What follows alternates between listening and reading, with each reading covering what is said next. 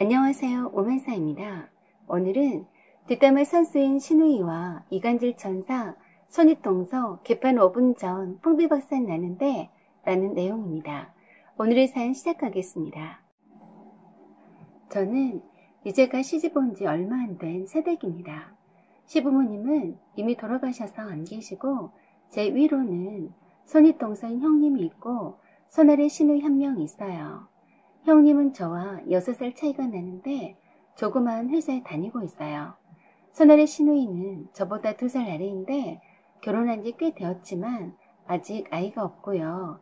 그냥 전업주부입니다. 문제는 형님과 신우이가 너무나 쿵짝이 잘 맞는다는 거예요. 형님은 매사에 부정적으로 바라보는 이상한 습관이 있어요. 그리고 모든 것을 꼬투리를 잡으려고 하는 아주 못된 버릇이 있습니다.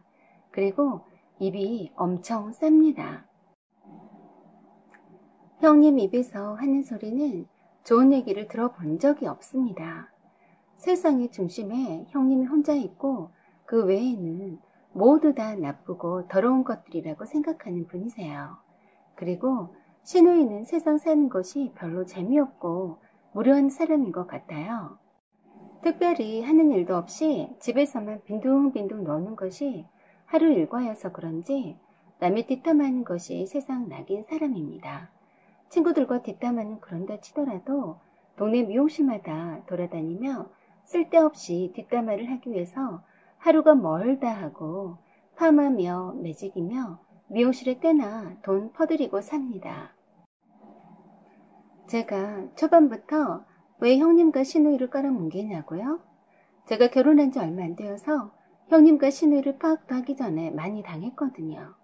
형님과 신우이가 수준이 비슷해서 둘이 만났다 하면 죽이 잘 맞았습니다. 저는 처음부터 이런 사람들인 줄은 몰랐었죠. 제가 알게 된 것은 얼마 전입니다. 여름 휴가 일정이 잡혀서 남편과 결혼 후 처음으로 맞는 여름이라서 가까운 곳이라도 다녀올까 하고 생각하고 있었습니다. 이곳저곳을 검색하던 중에 변산 쪽에 아름다운 펜션이 눈에 띄더라고요. 그런데 남편과 둘이 가기에는 너무 크고 펜션 대여비도 만만치 않았습니다. 간 김에 주변도 둘러보고 관광하는 맛도 있으면서 운치가 있어 보여서 가고 싶었어요. 평소 때는 인기가 많은 곳이어서 예약하기가 어려운 곳인 것 같은데 지금 장마 중이라서 예약 취소권이 나와 있더라고요. 남들 같으면 비가 오면 일부러 예약 취소도 하곤 하지만 오히려 저는 사람들이 북적이지 않고 적당히 비가 오면 어때 하는 생각으로 가고 싶더군요. 그리고 형님과 신우여도 빨리 친해지고 싶은 마음도 있어서 괜찮다고 한다면 저희네가 먼저 예약하고 함께 여름 휴가 겸 해서 떠나고 싶었습니다. 그래서 형님께 전화드려서 여름 휴가일을 물었어요. 그리고 변산에 펜션을 받은 것이 있는데 함께 가고 싶다고 했습니다. 그랬더니 좋아할 줄 알았는데 대번에 하는 말이 가고 싶으면 둘이 다녀올 것이지 지금 날씨도 좋지 않은데 누가 가겠냐고 하시더라고요. 물론 펜션비는 저희가 부담한다고 했었죠. 이런 지하에 거절하는 느낌이라 좀 무안했는데 약간 여름 휴가일이 비슷한지라 갈까 말까 망설이는 것 같았습니다. 그래서 그럼 아가씨네도 어쩐지 물어보고 다시 전화드린다고 했더니 하는 말이 대뜸 아가씨 안 갈 거네 하더라고요. 그래서 왜요 형님? 이라고 했더니 아무튼 틀림없이 안 간다고 할 거야. 갈 리가 없지. 자네랑 가자고 하면 안 갈 게 뻔해. 정 안 믿기면 전화해보든지 했어요. 제가 모르는 무슨 속사정이 있나 해서 물었더니 대답은 하지 않으면서 자기도 결심한 듯이 가지 않겠다고 하더라고요. 저는 좋은 뜻으로 제안한 건데 기분이 썩 좋지 않았지만 티를 내고 싶지 않더라고요. 아주버니랑 상의도 한 번도 해보지도 않고 가지 않겠다고 하고 아가씨도 저랑 가면 가지 않을 거라니 제가 아니면 간단 소린데 참 기분이 묘하게 나빠졌지만 참았습니다. 그래서 알겠다고 하고 일단 아가씨한테 물어보고 가겠다고 하면 같이 다녀오겠다고 했더니 전화 할 필요도 없네. 안 갈 거네. 하고 재차 확인해 주더군요. 그냥 네 알겠어요 하고 끊었어요. 기분이 별로였지만 두고 보자 했습니다. 그리고 아가씨한테 전화 걸어서 여차여차 했더니 바로 가고 싶다고 하더라고요. 형님 말로는 가지 않을 거라더니 좀 웃겼어요. 형님은 가지 않겠다고 했노라고 하고 그렇게 시누이네랑 저희 부부만 변산으로 여행 가기로 했습니다. 형님 말과는 다르게 시누이가 의외로 흔쾌히 동의했고 신나 보였어요. 그렇잖아도 답답해서 어디론가 다녀오고 싶었다고 하더라고요. 그리고 며칠이 지난 후에 형님에게서 전화가 왔습니다. 아마도 시누이와 통화한 모양이었어요. 자네는 속도 좋네. 나 같은 시누이랑 절대 함께 안 가네. 무슨 좋은 소리를 들으려고 가려고 하나 하더라고요.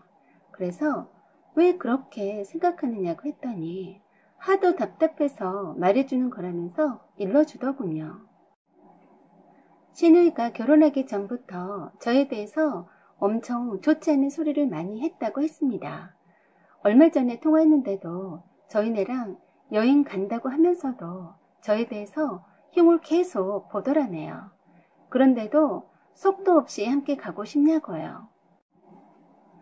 뜻밖의 말이라 구체적으로 어떤 흉을 보더냐고 물었더니 자기가 했단 말을 하지 말라면서 말을 꺼냈어요. 결혼 전에는 이 남자 저 남자 안 고쳐간 남자가 없는 것 같다고 했다네요. 분명히 처녀가 아닐 거라면서요. 절대 결혼 반대했었답니다. 자기 오빠를 속여서 한 사기 결혼했다고 볼 때마다 흉을 봤다네요. 그리고 형님네 집에 와서도 아주버니 앞에서도 제 흉을 처음부터 끝까지 봤다네요. 제가 들으면 너무 화날까봐 말을 못하겠다고 하더라고요. 아주버니도 엉덩이만 붙였다 하면 시누이가 제 흉을 보니까 정말로 제가 나쁜 여자인 줄 알고 있다고 했습니다.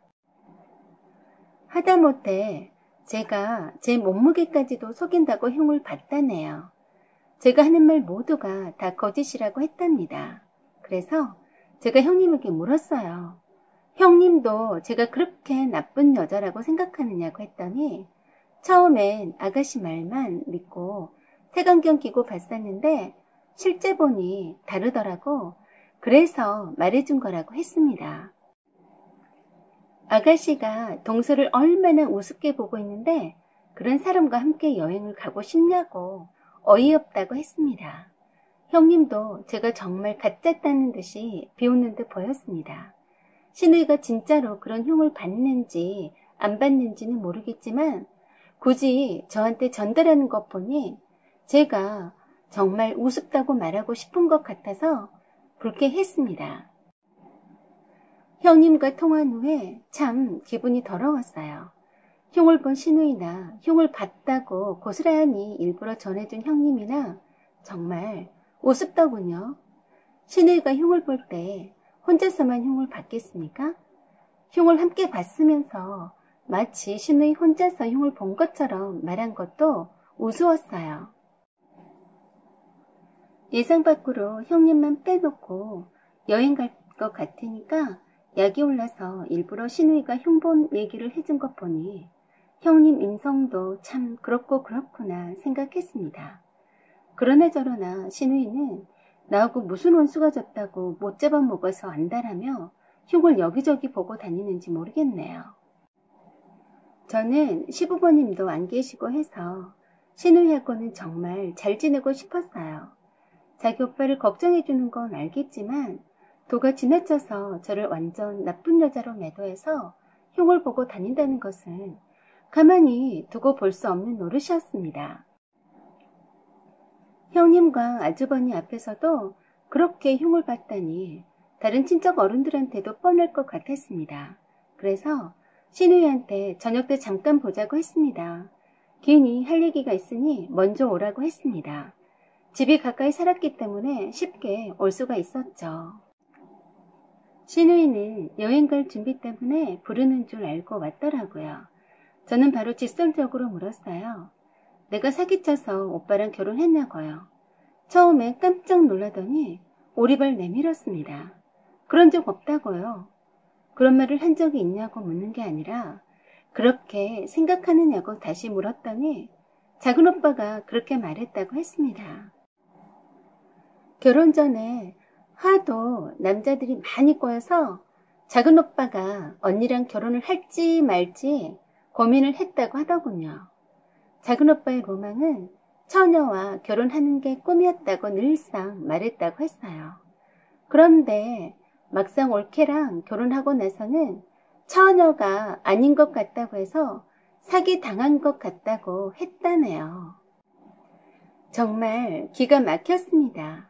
그런 내밀한 부부 사이 얘기를 신우이한테 말했다니 믿기지가 않았어요. 저는 바로 남편에게 지금 당장 빨리 오라고 했습니다. 그날따라 퇴근이 늦더라고요. 신우의 말을 들으니 눈이 뒤집혔습니다. 설령 내가 처녀가 아닌 것 같은 의심이 든다 해도 그런 얘기를 자기 동생한테까지 해서 얼마나 옳게가 우스웠으면 사기 결혼했다고 노래를 부르고 다닐까 했습니다. 정말 분노가 치밀어 올랐어요. 그리고 감히 내 앞에서 눈 똑바로 뜨고 쳐다보면서 말하는 신우의 태도도 용납할 수 없었습니다. 그래서 아주버니한테나 형님한테 가서 엉덩이만 붙였다 하면 속여서 결혼했다고 흉을 받냐고 했더니 그런 적 없다고 팔쩍 뛰었습니다. 누가 그러더냐며 발뺌을 하더라고요. 그래서 제가 그랬습니다. 아가씨, 처녀가 무슨 보물이야? 그리고 아가씨는 지금 사는 아가씨 남편이 두 번째였잖아. 처녀로 결혼한 것 아니었네? 첫 번째 남편과 동거하다가 혼인신고 전에 헤어지고 처녀라고 속이고 결혼한 걸로 알고 있는데 아니었어? 아가씨야말로 사기 결혼 아닌가?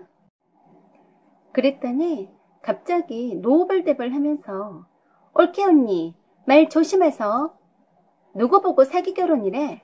하고 큰 소리로 달려들었어요. 그때 방충망만 제외하고 현관문을 열어놨기 때문에 신우의 남편이 들어오면서 들었던 모양입니다. 사기 결혼? 무슨 말이야? 하고 물었어요. 그래서 제가 신우의 남편에게 말했습니다. 제가 사기쳐서 결혼했다고 사기 결혼했다는데 아가씨가 그렇게 말한 적 있죠? 라고 물었더니 그거요 하고 난찬듯이 신우의 남편이 대답을 얼버무리더라고요. 분명히 매일같이 노래 부르듯이 자기 남편한테도 흉을 본 것 같은데 선뜻 그렇다라고 대답을 못하더라고요. 그래서 제가 말했습니다. 참 이런 자리에서 사기 결혼 했네 안 했네 말한다는 것도 우습지만 어차피 아가씨가 내 얼굴에 똥칠을 다 해놔버렸으니 말 나온 김에 결론을 말할게요. 전 결단코 사기 결혼한 적 없습니다. 사기 쳤다는 것이 처녀냐 아니냐고 말씀하신다면 전 처녀로 이 집에 시집 온 거 맞고요. 결혼 전에 이 남자 저 남자 거치지도 않았습니다. 그런데 묻고 싶네요. 사기 결혼하지도 않은 옳게 보고 사기 결혼했다고 흉을 보는 아가씨는 사기 결혼 안 했나? 아가씨야말로 결혼 전에 이 남자 저 남자한테 굴러다녔잖아. 왜? 처녀로 시집왔다고 거짓말 해보시지? 저는 신우의 남편 보고 똑바로 말했습니다. 아가씨는 처녀였어요? 그랬더니 신우의 남편이 아니 그건 모르겠어요. 하지만 결혼 전에 이 남자 저 남자 굴러다녔다는 말은 심했네요. 하는 겁니다. 그래요? 아가씨는 이 남자 저 남자 굴러다니다가 처녀인 것처럼 속이고 결혼했으면서 저는 그런 사실 무근인데 똥칠을 하며 노래 부르고 다녔어요. 기막히네요. 했습니다. 그러자 아가씨는 말을 못하게 막으려고 했고 신우의 남편은 그게 사실이냐고 다그치면서 책임질 수 있냐고 해서 그렇다고 했습니다. 남편이 오면 다시 한번 확인해보라고 했습니다. 제가 아는 한 어떤 뜨내기 남자랑 동거했다가 처녀로 속이고서 결혼한 거라고 했습니다. 똥 묻은 개가 제 묻은 개를 나무란다고 어쩜 억울하게 처녀로 시집온 나에게 사기쳐서 이 남자 저 남자 굴러먹다가 결혼했다고 입에 담지도 못할 망언들을 하고 다녔다고 기가 막히다고 했습니다. 신우의 남편은 그게 사실이냐고 신우에게 큰소리로 다그쳤고 사색이 다 된 신우이는 사기 결혼했다고 소문내고 다니지 않았다고 없는 소리를 하지 말라고 이제 와서 억지를 부렸어요.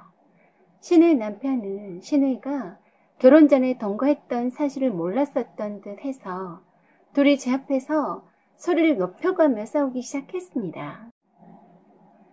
그런 와중에 신우이와 신우의 남편이 서로 언성을 높여가며 결혼 전에 동거를 했네 안 했네를 두고 싸우고 있는데 남편이 집에 들어왔습니다. 남편을 보자 신우이가 울고불고 난리를 쳤습니다. 자기는 사기 결혼했다는 흉도 보지 않았는데 올케가 흉봤다고 저 난리라고 했어요. 그러자 옆에서 듣고 있던 신우의 남편이 말했습니다. 너 거짓말하는 거 기막히게 잘한다. 너 매일처럼 흉봤잖아. 너야말로 사기쳐서 결혼한 거 맞네.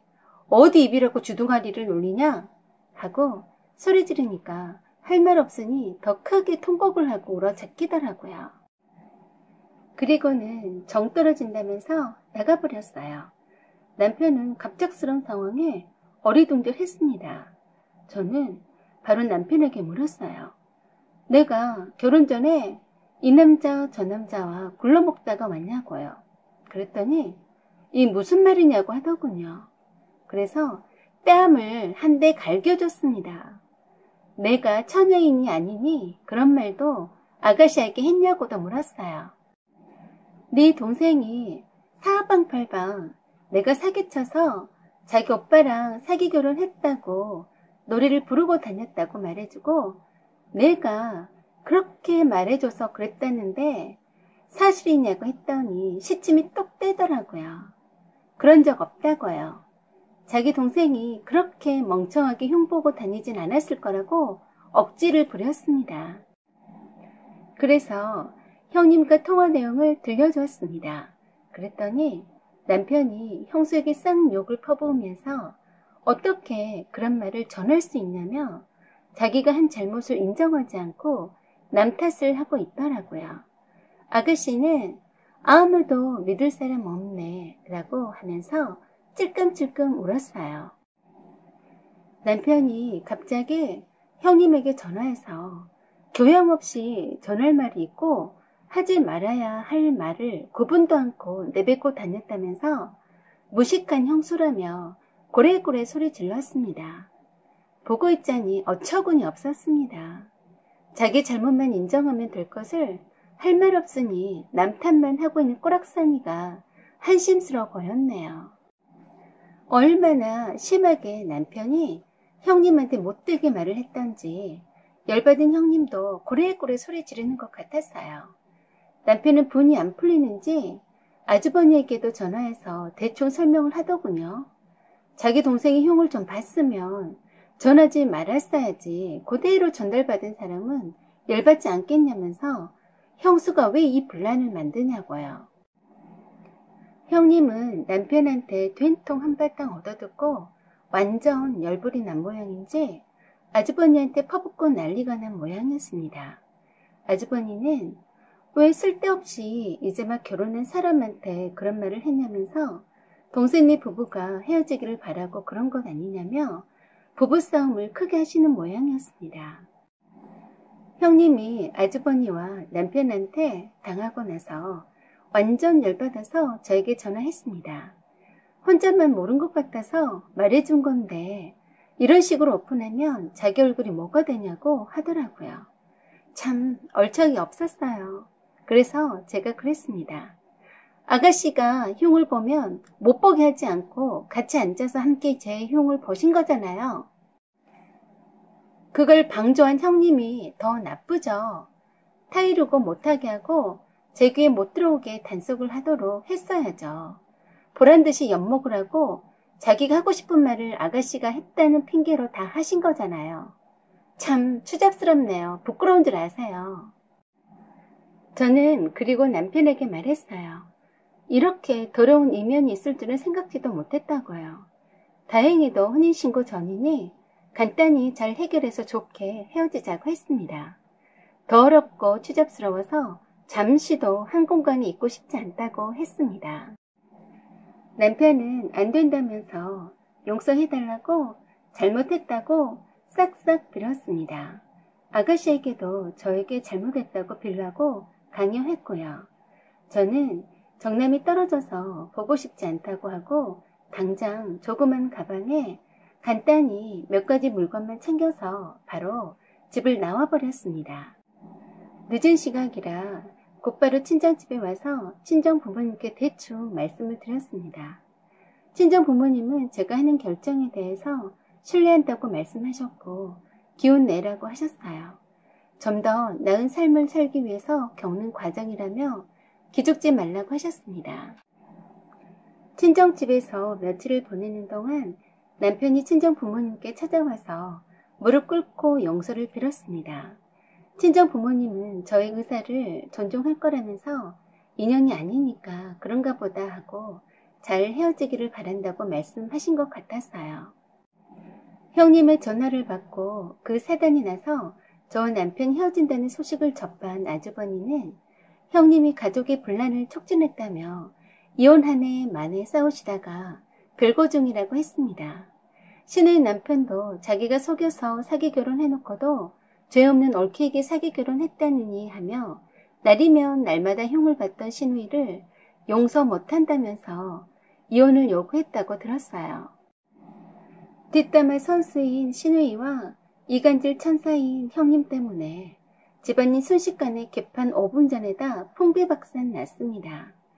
여기서 주범은 제 남편입니다.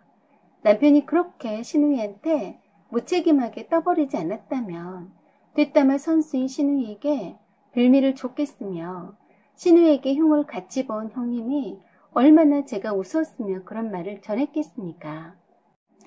그래서 제 남편을 절대 용서하지 않습니다. 트럭 한 대로 신혼살림을 다 옮겼고 폐물이며 결혼 때 교환했던 거 그대로 돌려주고 돌려받았습니다.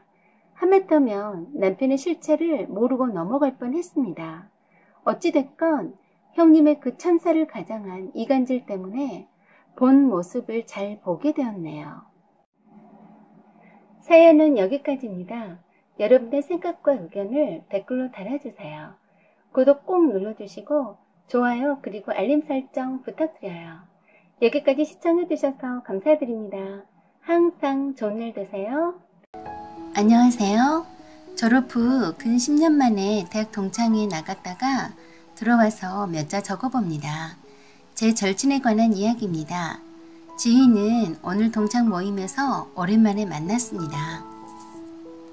여전히 예쁘고 변함없는 내 친구 지희는 정말 괜찮은 남편을 만나 아들 둘 낳고 잘 살고 있어요.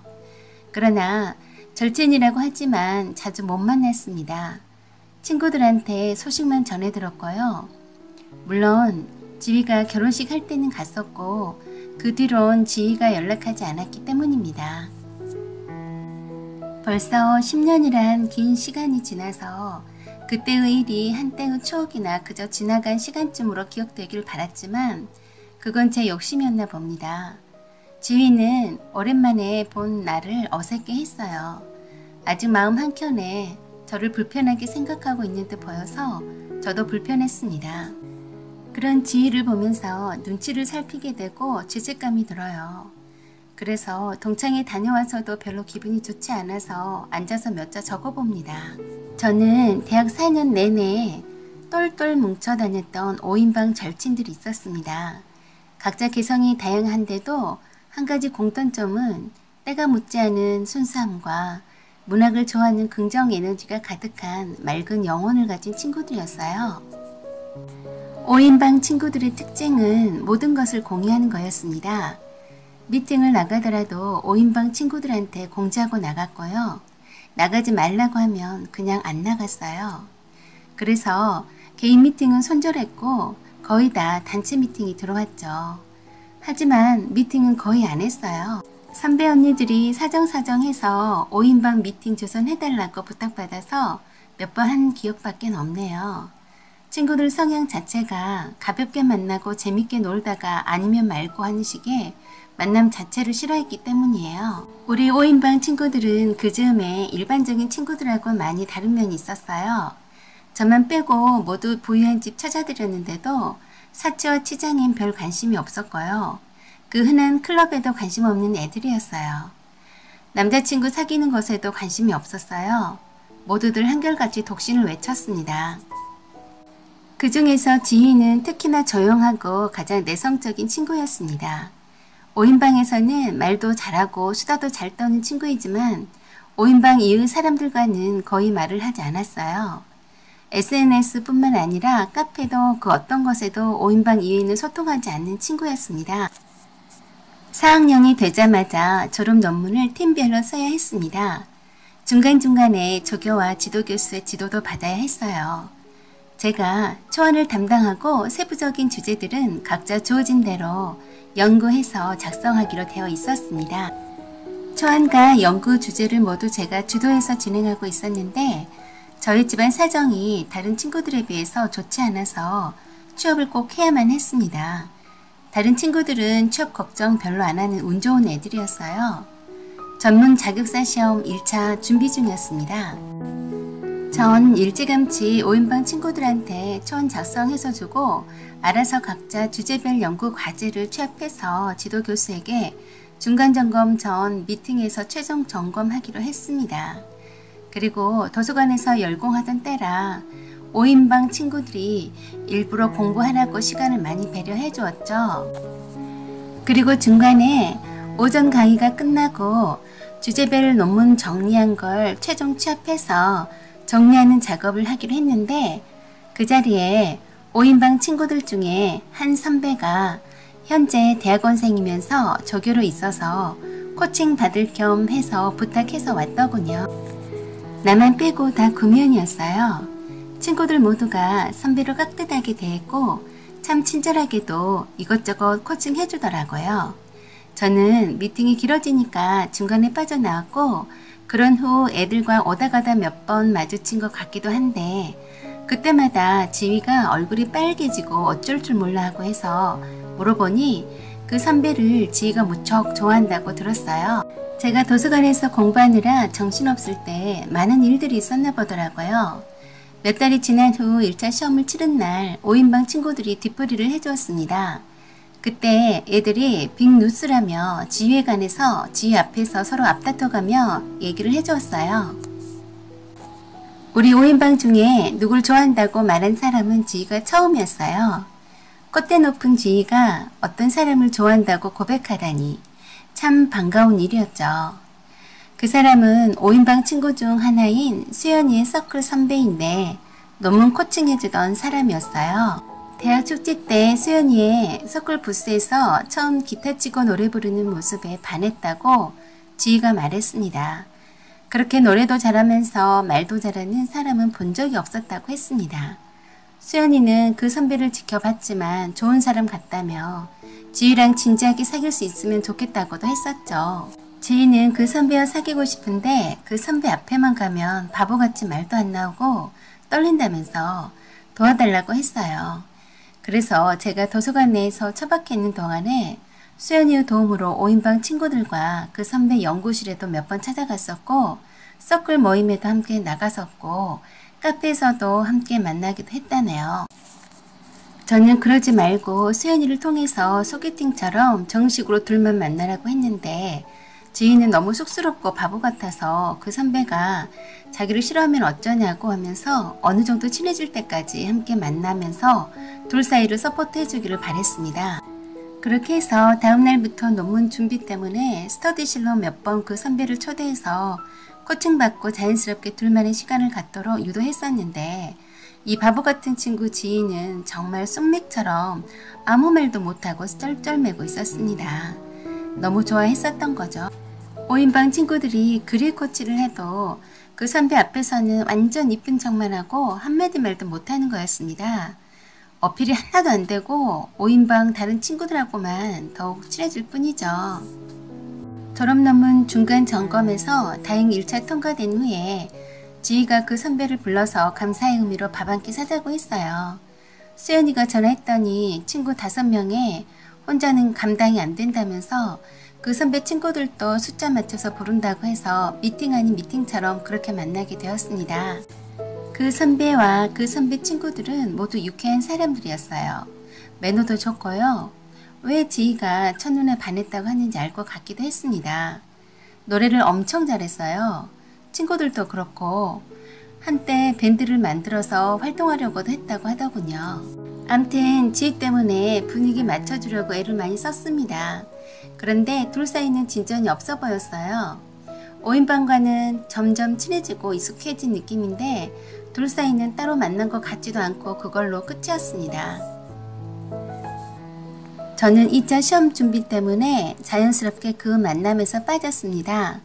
어느 날 도서관으로 그 선배가 찾아왔어요. 오후 늦게 찾아와서 밥 사준다고 해서 거절할 이유도 없어서 아무 생각 없이 밥 얻어먹고 헤어졌어요. 그런데 전화번호를 어찌 알았는지 매일 아침 7시에 톡이 왔어요. 굿모닝 인사였죠. 그리고 한가할 때 전화해달라고 하고 대놓고 다시 하더라고요. 저는 지희가 좋아하는 사람이 아니었다면 이런 자에 거절했을 겁니다. 거기다 수연이 서클 선배여서 최대한 예의를 지켜야 했습니다. 그 선배는 저와 사귀고 싶다고 했고 지희가 자기를 좋아하는 것도 알고 있다고 했어요. 하지만 저를 처음 본 순간부터 좋아했었다고 고백하더군요. 지희에게는 최대한 자기가 잘 말해서 친구 간의 우정이 금가지 않도록 해보겠노라고 사귀자고 했지만 저는 싫다고 의사를 확실히 표현했습니다. 그리고 모두 차단했고 전화도 받지 않았어요. 그쯤에 1차 시험도 떨어져서 공부에 의욕도 땅에 떨어져서 도서관에 나오지 않아서 볼 일도 없었지만 강의실로 여러 번 찾아왔었지만 모른 척하고 투명인간 취급했습니다. 그것도 모르고 지희는 자기를 찾아오는 줄 착각하고 정말 좋아하더라고요. 그런 지희한테 사실대로 말해줄 수 없었습니다. 이대로 모른 채 지나가기만을 바랬어요. 그런데 그 선배가 포기를 몰랐어요. 수연이한테 저랑 결혼하고 싶다고 도와달라고 했다네요. 하는 수 없이 수연이가 지희한테 그동안 그 선배가 우리랑 만나준 건 저 때문이었다고 말해주었어요. 충격받았는지 지희는 그때부터 저를 피했습니다. 지금까지도. 그래서 전 지희한테 내가 너한테 잘못한 거 조금도 없다. 그런데 왜 날 자꾸 멀리하느냐고 오해하는 것 아니냐고 했는데 그냥 놔두랍니다. 그냥 자기를 내버려 두래요. 그 선배는 집에까지 찾아왔어요. 내 허락도 없이 부모님을 찾아뵙고 인사드리겠다고 해서 매우 황당했었네요. 고취해볼 것 같으니까 바로 결혼하자고 하는 거였어요. 저는 정말 그 선배가 싫었습니다. 내 친구랑 이상하게 꼬이게 만든 그 선배가 너무 불쾌해서 매우 냉정하게 했습니다. 내가 싫다고 의사표현을 확실히 했는데도 지희 때문에 만나주지 않는다고 생각하는 것 같았어요. 물론 그런 점도 있긴 했지만 이성적으로도 끌리진 않았습니다. 특히 남편감으로는 더더욱 그랬죠. 5인방 친구들하고 이미 친해져서 스스럼 없이 안면 트고 다녔지만 내 허락도 없이 지희한테 수연이를 통해서 저를 공식적으로 좋아하고 있다고 한 말이 너무 괘씸했었습니다. 그리고 아나무인으로 쫓아다니는 그 선배를 보고 엄청 화가 나서 심한 말을 했었죠. 그동안 수연이 서클 선배이고 지희가 좋아하는 사람이라서 참고 잘 대해준 것 뿐인데 이제는 구역질 나도록 싫다고 꼭 말을 해야 하는 멍청이냐고요. 주제 파악도 못하는 주제에 어디다 함부로 결혼 말을 꺼내느냐고 네 주제에 맞는 인간 찾아봐라 했었네요. 그런데 그 말이 그 선배한테 그렇게 충격을 주리라고 생각지 못했습니다. 어느 날 술에 잔뜩 취해서 밤늦은 시간에 집 앞에까지 와서 불러냈어요. 마지막으로 부탁하니까 한 번만 보자고 했어요. 나올 때까지 집 앞에서 기다린다고 하길래 계속 버릇될까봐 끝까지 나가지 않았어요. 겨울이었습니다. 설마 하고 내다봤어 했는데 더 이상 전화도 안 와서 갔나보다 했습니다. 그런데 집 앞에 쓰러져 있는 걸 지나가는 사람이 발견하고서 저희 집 배를 누르고 119 불렀지만 이미 저체온증으로 사망했습니다. 그 선배의 가족들 그리고 그를 아는 모든 사람들이 저에게 원망의 눈초리를 보내는 것 같았습니다. 제가 한 번만이라도 호기심이라도 내다봤으면 죽진 않았을 텐데 말입니다. 술에 취한 줄은 알고 있었는데 설마 하니 그럴까 싶었습니다. 마지막 발신 기록이 모두 수십 건의 제 전화번호였던 거죠. 못 이긴 척하고 전화 받고 나가봤어야 했는데 제 잘못이었죠. 경찰 조서를 쓰는데 정말 제가 죄인이 된 기분이었습니다. 손과 심장이 바들바들 떨렸습니다. 그 트라우마 때문에 한동안 힘들었습니다. 집 앞에만 나가면 쓰러져 있던 모습이 떠올랐거든요. 지희하고도 더욱 멀어졌고요. 5인방 친구 중에 지희만 저를 위로해주지 않았어요. 절교 선언을 따로 하진 않았지만 지희가 절교한 거나 마찬가지였죠. 하지만 지희는 영원한 내 친구입니다. 사연은 여기까지입니다. 지금까지 시청해주셔서 감사합니다. 사연 제보는 소중히 받아 읽어드리겠습니다. 감사합니다. 안녕하세요. 오만사입니다. 오늘의 사연은 고통받는 어머니를 위해 결혼시켜 드리려고 합니다. 란 사연으로 읽어드리겠습니다. 오늘의 사연 시작하겠습니다. 저의 엄마는 올해로 55세입니다. 아버지와 결혼하신 지 30년이 다 되어가는데요. 그때 당시는 보통 중매로 만나서 결혼하는 경우가 흔했다는데 아버지와 엄마는 연애 결혼하셨습니다. 아버지가 사시는 동네 방앗간집 딸이었던 저희 엄마를 아버지가 고등학교 때부터 눈여겨보면서 좋아하면서 따라다녔다고 했어요. 아버지와 엄마는 동갑이셨는데 아버지 쪽 집안은 그쪽 동네에서 모르는 사람이 없을 정도로 부유한 집이었어요. 그 동네에서 가장 크고 멋있는 3층 양옥집 내 하나밖에 없는 아들이었어요. 고모들이 2분 계셨지만 할아버지는 집안의 대를 잇는 아들인 아버지를 귀히 여기셨대요. 아버지가 엄마를 고등학교 때부터 쫓아다니다시피 했고 2분이 고등학교를 졸업하자마자 아버지의 적극적인 대시 공세로 조금씩 조심스럽게 사귀기 시작했답니다. 그때 아버지는 대학에 떨어져서 재수를 하고 있는 중이었고 엄마는 대학은 포기하고 방앗간 일을 돕고 있었대요. 아버지는 재수하는 입장이라 이성교제는 꿈도 못 꾸는 처지라서 할아버지와 할머니 모르게 엄마를 만나고 있었다고 했어요. 엄마는 그때 당시 아버지가 전형적인 부잣집 아들처럼 생겨서 약간 부담스러웠지만 적극적인 구애에 많이 설레었었다네요. 엄마는 중학생일 때부터 쫓아다니는 남학생이 꽤 있을 정도로 예뻤다고 했습니다. 할아버지는 공부를 좀 더 해서 서울에 있는 대학에 보내고 싶어 하셨지만 아버지는 또 떨어져서 지긋지긋한 재수를 하기 싫다시고 그 지역 공립대학에 입학하셨대요. 공부에 별로 취미가 없으셨던 아버지는 그 대학에도 운 좋게 천만다행으로 들어가게 된 거라고 했습니다. 본격적으로 엄마와의 이성교제가 시작되어서 자연스럽게 할아버지와 할머니도 아시게 되었대요. 당시 대학생 신분이었던 아버지는 할아버지와 할머니가 귀한 아들의 여자친구에 대해서 엄청 관심이 많아서 부담스러워했다고 합니다. 분명히 방앗간집 딸이고 대학도 가지 못했다고 하면 사귀지 말라고 할 것 같았기 때문이었죠. 그래서 언급결에 거짓말을 했대요. 같은 대학교에서 만났고 방앗간집 딸이란 것도 말하지 않고 그냥 공무원 집안인 것 같다고만 해서 할아버지 할머니도 우리 집이 돈 걱정하지 않고 사니까 교육자 집안이나 공무원 집안이면 좋겠다고 하셨답니다. 그런 후에 아버지가 군대 입대 날짜를 받아두고 여자친구를 집으로 초대하라고 하셨답니다. 아들이 군에 가 있는 동안 할아버지와 할머니가 여자친구를 보살펴 주겠다고 하셨다네요. 그러시면서 집으로 데리고 와서 소개시켜 달라고 하셨대요. 아버지는 차일피일 미루며 엄마를 집으로 초대하는 것을 꺼려 했지만 할아버지와 할머니의 성화에 못 이겨 하는 수 없이 엄마를 데리고 집으로 가셨답니다. 처음엔 할아버지 할머니도 엄마의 단아한 외모에 마음에 들어 하셨는데 외할아버지가 어디에 근무하고 계시냐고 물어서 사실 그대로 방앗간을 하신다고 말씀을 드렸더니 낯빛이 바뀌셨고 대학교 학과며 졸업한 후에 진로를 물으셔서 대학은 진학하지 않았노라고 했더니 대단히 실망스러워 하시더랍니다. 그러시면서 추궁하듯이 어떻게 사귀게 되었는지 이것저것을 자세하게 물으시는데 태도가 덜 변하셔서 매우 주눅이 들었었다고 했습니다.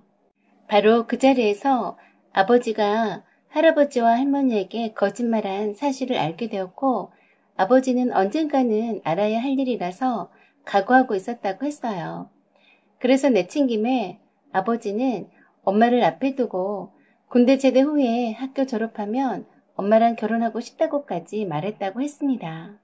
그때 엄마는 결혼 생각까지 해본 적이 없어서 아버지가 그런 말을 꺼내자 어찌할 바를 몰라 했는데 아버지가 할아버지 할머니 앞에서 엄마와 결혼할 거라고 선언해서 매우 놀랐었다네요. 그때 엄마는 고졸인 것과 방앗간집 딸이란 사실이 매우 불만스러워 하시는 걸 보고서 자존심이 많이 상해서 헤어지자고 했답니다. 군대 가기 전에 헤어져 주는 것이 예의 있는 것 같다며 아버지와 만나지 않으려고 했대요. 그리고 연락도 끊고 찾아와도 만나주지 않았다고 했습니다. 그러자 아버지가 할아버지와 할머니에게 여자친구가 헤어지자고 하면서 만나주지 않는다면서 이게 모두 다 두 분 탓이다 라면서 군대에 입대도 하지 않겠으며 행에 끌려가더라도 탈영하겠다고 철없이 때를 썼다고 했어요. 그래서 하는 수 없이 할머니가 방앗간으로 엄마를 찾아와서 아버지가 군대 제대할 때까지만 다시 만나달라고 부탁하더랍니다. 엄마가 이미 헤어졌으니 다시 만날 수는 없다고 딱 잘라 말하니까 할머니가 화를 내시며 하시는 말씀이 아니 순진한 애를 홀려놓고 군대에 가는 애 발목을 잡으려고 하니? 하며 화를 내더래요. 하필 예민한 시기에 딱 맞춰서 헤어지자고 하냐는 거였대요. 느닷없이 찾아온 딸의 남자친구 엄마란 사람이 들이닥쳐서 딸에게 화를 내면서 만나네 마네 하자 외할머니가 할머니에게 당장 가시라고 쫓아냈답니다. 그렇게 해서 외할아버지와 외할머니도 엄마가 사귀는 남자친구가 있었음을 알게 되었고 그간의 사정을 들으시고는 헤어지길 잘했다고 하셨답니다. 아버지는 얼마나 할아버지와 할머니가 오냐오냐 하며 키우셨는지 엄마 때문에 군대 입대하고 싶지 않다며 땡깡을 부리면서 엄마랑 결혼하지 않으면 아무것도 하지 않겠다고 엄포를 놨다고 했어요. 그러면서 엄마랑 결혼할 거니까 그리 알라면서 때를 쓰니 할아버지와 할머니도 결혼을 반승낙하셨다고 했습니다. 할아버지 할머니는 하나밖에 없는 귀한 아들이 군대에 입대하는 때에 안타까운 마음이 들어서 원하는 대로 해주마 하고 마지못해 승낙하셨다고 해요. 그래도 끝까지 엄마는 만나주지 않았는데 아버지가 군대에서 엄마에게 구구절절한 마음을 담아 편지를 보내서 차츰 마음이 누그러졌었다네요. 아무튼 그런 우여곡절 끝에 아버지는 제대하고 나서 졸업한 뒤에 지방에 있는 시청에 근무하게 되었고 엄마는 아버지와 결혼하게 되었답니다. 엄마는 아버지와 결혼하기 전에 방송통신대학을 다니기 시작했고 학위도 취득했지만 할아버지와 할머니는 여전히 고졸인 며느리로만 생각하셨다네요. 그러시고는 하나부터 열까지 모두 다 마음에 안 드신 것처럼 말씀하시곤 했다고 했어요. 엄마 결혼할 때 예단부터 해서 살림살이 혼수까지 적게 해왔다고 두고두고 잔소리를 했다고 합니다. 너무 없는 집에 장가를 보냈다고 엄마 있는 앞에서 한탄을 하기까지 했다네요. 그런 시부모를 보면서 어린 두 시누이들도 옳기를 함부로 하면서 맞짱을 뜨더라네요. 처음엔 아버지도 엄마 편을 많이 들어주기도 했었는데 모든 경제적 지원을 절대적으로 할아버지와 할머니한테 받다 보니 아버지도 엄마한테 부모니까 그러려니 하고 참아보자고만 하더래요. 물론 남들은 부잣집에 시집갔다고 부러워하기도 했지만 엄마를 향한 할아버지와 할머니의 천대와 멸시는 이루 말할 수 없었다고 했습니다. 그나마 시부모인 할아버지와 할머니와 함께 살지 않아서 매일같이 보지 않아도 되었지만 하루가 멀다 하고 전화해서 간섭하고 시도 때도 없이 두 시누이들이나 시부모님이 찾아오곤 했다네요. 할아버지와 할머니는 내가 사준 아들네 집이라며 언제고 맘대로 찾아오시곤 했었고, 두 시누이들은 오빠 집이라며 내키는 대로 들락거리는데 싫은 표정이라도 할라치면 대놓고 할머니한테 일러서 할아버지가 엄마에게 일정 연수를 하게 할 뿐만 아니라 퇴근해서 돌아온 아버지에게도 네 마누라 교육 좀 잘 시키라고 잔소리를 하셨다고 합니다. 아버지도 이런 상황에 슬슬 짜증나기 시작했는데 어느 순간부터는 시댁과의 갈등이 있어서 방관하더니 귀찮아하기까지 하면서 더 이상 엄마 편을 하나도 들어주지 않더랍니다. 할아버지가 아버지에게 장시간 전화 붙들고 맨날 하는 소리가 멍청한 네 마누라 교육 좀 잘 시켜라 말을 하시는데, 그런 소리가 더 이상 지겹다면서 아버지한테 그런 말 듣지 않게 할 수 없냐며 화풀이식으로 때리기까지 했답니다. 그러다가 스트레스가 풀리면 그때서야 미안하다는 말 한마디와 돈 뭉치 던져주고 말더래요. 할아버지와 할머니 그리고 두 시누이들이 합세해서 엄마를 벌레 보듯 업신 여기는데 이젠 남편까지 그러니 자존감이 많이 무너졌고 자존심이 엄청 상했답니다. 그 일로 다투는 일도 많았는데 아버지는 절대적으로 엄마가 참아야 한다고 했답니다. 아버지가 엄마한테 그랬다네요. 옛말에 여자 하나 집안에 잘못 들어오면 집이 시끄럽다더니 절대 틀린 말이 아니야 라면서 제발 좀 조용히 살자면서 시댁에 대한 불만 자체를 갖지 말라면서 쥐죽은 듯이 엎드려 살라고만 했다고 합니다. 그러면서 엄마는 아버지랑 싸우는 날이 많았는데 아버지가 그랬답니다. 마누라 교육 좀 잘 시키라고 했는데 내가 마누라 교육을 잘못 시켜서 이렇게 집안이 시끄러운 거야. 이제부턴 마누라 교육 좀 잘 시켜야겠어 하면서 무조건 때렸다고 해요.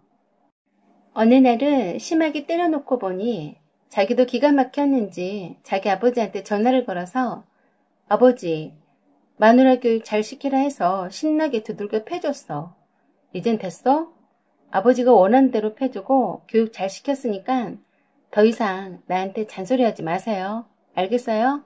하니까 할아버지가 잘했다 하고 끊더랍니다. 아버지는 그 소리를 듣자 헛웃음을 지으며 망구탱이 잘했다고 한다. 허허. 네 계속 때리란다. 넌 다시는 이렇게 나한테 맞지 않으려면 우리 집 식구들 얘기 절대 나한테 꺼내지 마라. 알았어? 라고 하더라네요. 그렇게 때린 날은 집에도 일찍 들어오고 괜시리 안 하던 전화를 하기도 하고 어떤 날은 반차 쓰고 들어오기도 해서 그런 날은 엄마는 밖에 나가 있다가 늦게 집에 들어왔답니다. 이혼은 당장 못하더라도 최소한 며칠만이라도 얼굴은 안 보고 사는 게 소원이었다고 했어요. 이혼을 수십 번 생각해봤다고 했어요. 하지만 이혼해서 딸을 잘 키울 수 있을지 자신이 없었답니다. 그리고 이혼해주지도 않을 게 뻔하고요. 그렇게 해서 엄마는 아버지에게도 마음의 문을 굳게 닫게 되었고 최대한 싸우지 않는 방법을 택했다고 했습니다. 그건 바로 무조건 참을 수 있을 때까지 참는 수밖에 없었다고 했어요. 당시의 여자에겐 이혼이란 인생의 낙인 찍히는 것과 같은 거여서 함부로 이혼하기도 용기가 필요했을 뿐만 아니라 어린 딸이 있어서 감히 생각지도 못했답니다. 그렇듯 사방 벽면이 막힌 듯이 답답하고 억눌리며 살고 있었는데 첫 딸을 낳은 지 얼마 되지도 않았는데 아들 태령이더래요. 아들을 낳아야 한다면서 할아버지와 할머니가 압박을 주시는데 둘째도 딸이자 무척 실망해 하시더랍니다. 할머니는 손주복도 없다시며 대놓고 실망해 하셨고 곧바로 셋째를 가지라는 말에 엄마가 셋째는 갖지 않겠다고 하니까 밖에서 나와서 데리고 와야 하는 거냐고 할머니가 소리 지르더랍니다. 밖에서 나오든 안 오든 다 귀찮았고 이래저래 스트레스가 많아서인지 우울증 때문에 힘들었는데 주변에 아무도 힘이 되어주는 사람이 없었답니다. 외할머니는 엄마가 부잣집에 시집 가서 잘 살고 있는 줄만 알았는데 둘째 낳고 누워있는 산모한테 아들 타령하는 할머니를 보고서 몹시 마음이 상하셔서 속상할까봐 내색을 전혀 하지 않았다고 했습니다. 아버지는 땡상납을 받는지 어쩐지 매일 밤늦도록 술 마시고 늦게 들어오고 집안일엔 전혀 신경을 쓰지 않았고 할아버지와 할머니처럼 엄마에게 함부로 막 대했다네요. 엄마를 비하는 듯한 발언도 서슴지 않을 만큼 정서적 학대도 점점 심해졌다고 했어요. 엄마는 최대한 무신경과 무감각하게 사는 것이었고 딸인 제가 다 클 때까지만 참아보자고 작정하셨다네요. 저는 엄마에게 더 늦기 전에 결혼을 권해드렸어요. 딸인 제가 이제 다 커서 결혼도 했으니 용기를 갖고 이젠 엄마의 삶을 사시라고 말씀드렸고 자존감을 되찾으셔야 한다고 했습니다. 이혼하지 않고도 남남으로 살 수 있는 방법이라고 권해드렸습니다. 먼저 민법 제840조 제3항의 규정에 따라 이혼소송을 제기하면 아버지는 분명히 이혼을 원치 않는다고 하실 게 뻔합니다. 그렇다면 혼인관계를 계속 유지하되 별거를 하고 싶다고 결혼을 하고 싶다고 조정안을 내놓는 겁니다. 그리고 다음과 같은 안을 제시하는데요. 첫째, 법률상 혼인은 유지하되 별거 상태를 유지한다. 둘째, 서로 배우자로서의 의무를 지지 않는다. 셋째, 부부관계를 요구하지 않는다. 넷째, 서로 가족 행사에 부부 동반을 요구하지 않는다. 다섯째, 서로 재산상의 빚을 지지 않는다. 위와 같은 조정안의 예시는 최근 이혼 소송 중에 실제 조정안을 내놓았던 예시의 한 부분인데 저도 엄마한테 이런 방법으로 결혼을 권해드리려고 합니다. 결혼을 한 후에도 법률원의 효력이 인정되기 때문에 재산이나 보험금 등의 상속에 대한 권리를 주장할 수 있고 배우자로서의 상속 순위도 인정받습니다. 더 늦기 전에 아버지에게서 받은 상처를 치유하고 하루라도 자존감 있고 존재감 있는 새로운 엄마의 삶이 되실 수 있도록 옆에서 돕고 싶습니다. 자식들 때문에 이혼이 꺼려진다면 결혼도 한 방법인 것 같아요. 꼭 권장해드리는 것은 아니지만 일방적으로 참고 산다는 것이 능사는 아니기에 이런 방법들로 해서 어느 한 일방이 이혼을 원치 않는다면 결혼이 그 대안책이 될 수 있지 않나 생각됩니다. 혹시 결혼하신 분이나 이혼하셨던 분의 조언을 구합니다. 여러 생각들을 댓글로 부탁드려요. 여기까지 시청해주셔서 감사드립니다. 안녕하세요. 오늘은 자격지심에 미친 제 남편 사연입니다. 남편은 결혼 후 언제부터인가 저희 친정에 안 가려고 했습니다. 결혼한 지 5년째인데 저보고 애 둘 데리고 혼자 다녀오라고 했습니다. 친정 부모님 생신 때도 이 핑계 저 핑계 가진 핑계 다 대고 안 갔고요. 물론 그럴 땐 따로 전화는 드립니다. 그렇지만 드러내놓고 저희 친정 식구들하고 거리를 두네요.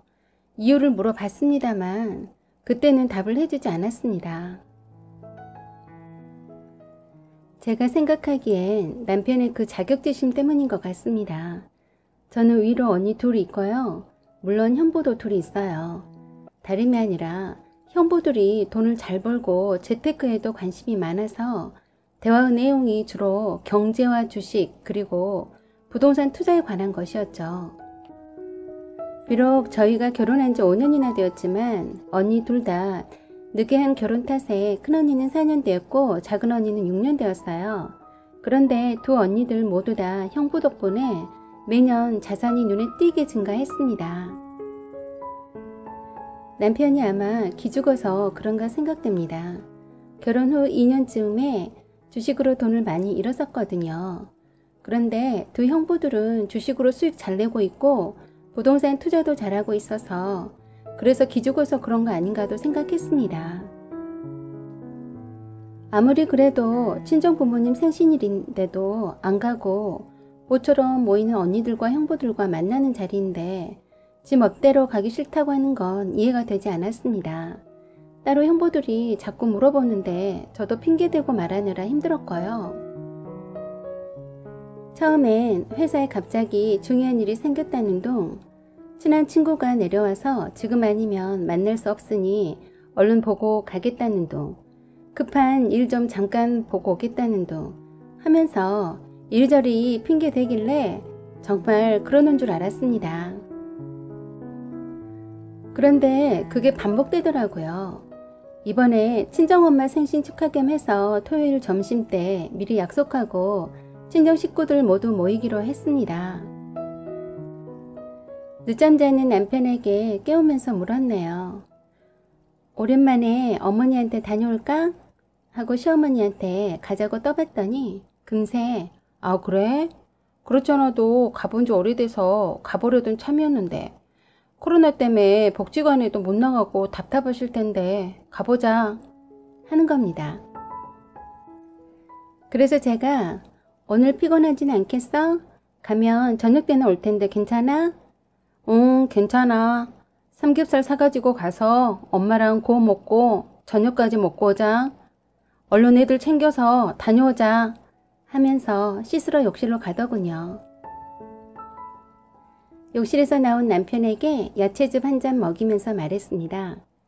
사실 친정엄마 생신일 며칠 전이었는데 모르고 있었지?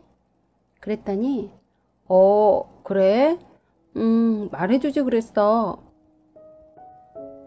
그래서 오늘 점심때 친정엄마 생신 축하 겸 해서 모두 모이기로 했다고 했더니 대번에 짜증냅니다.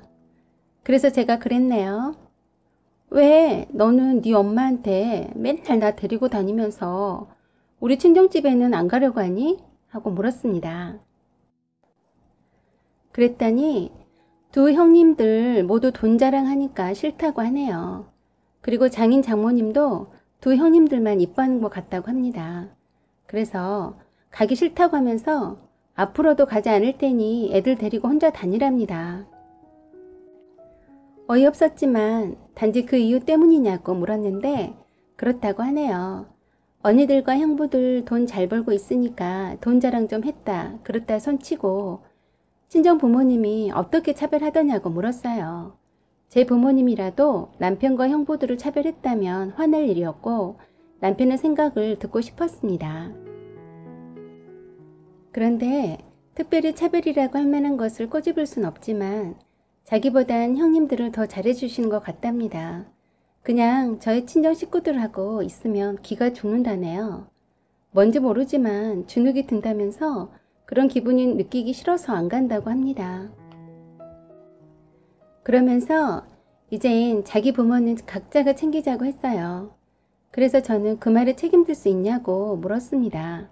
그랬더니 그렇다고 하면서 각자가 번 돈 각자가 돈 관리하고 각자가 알아서 자기 부모 챙기자고 했습니다.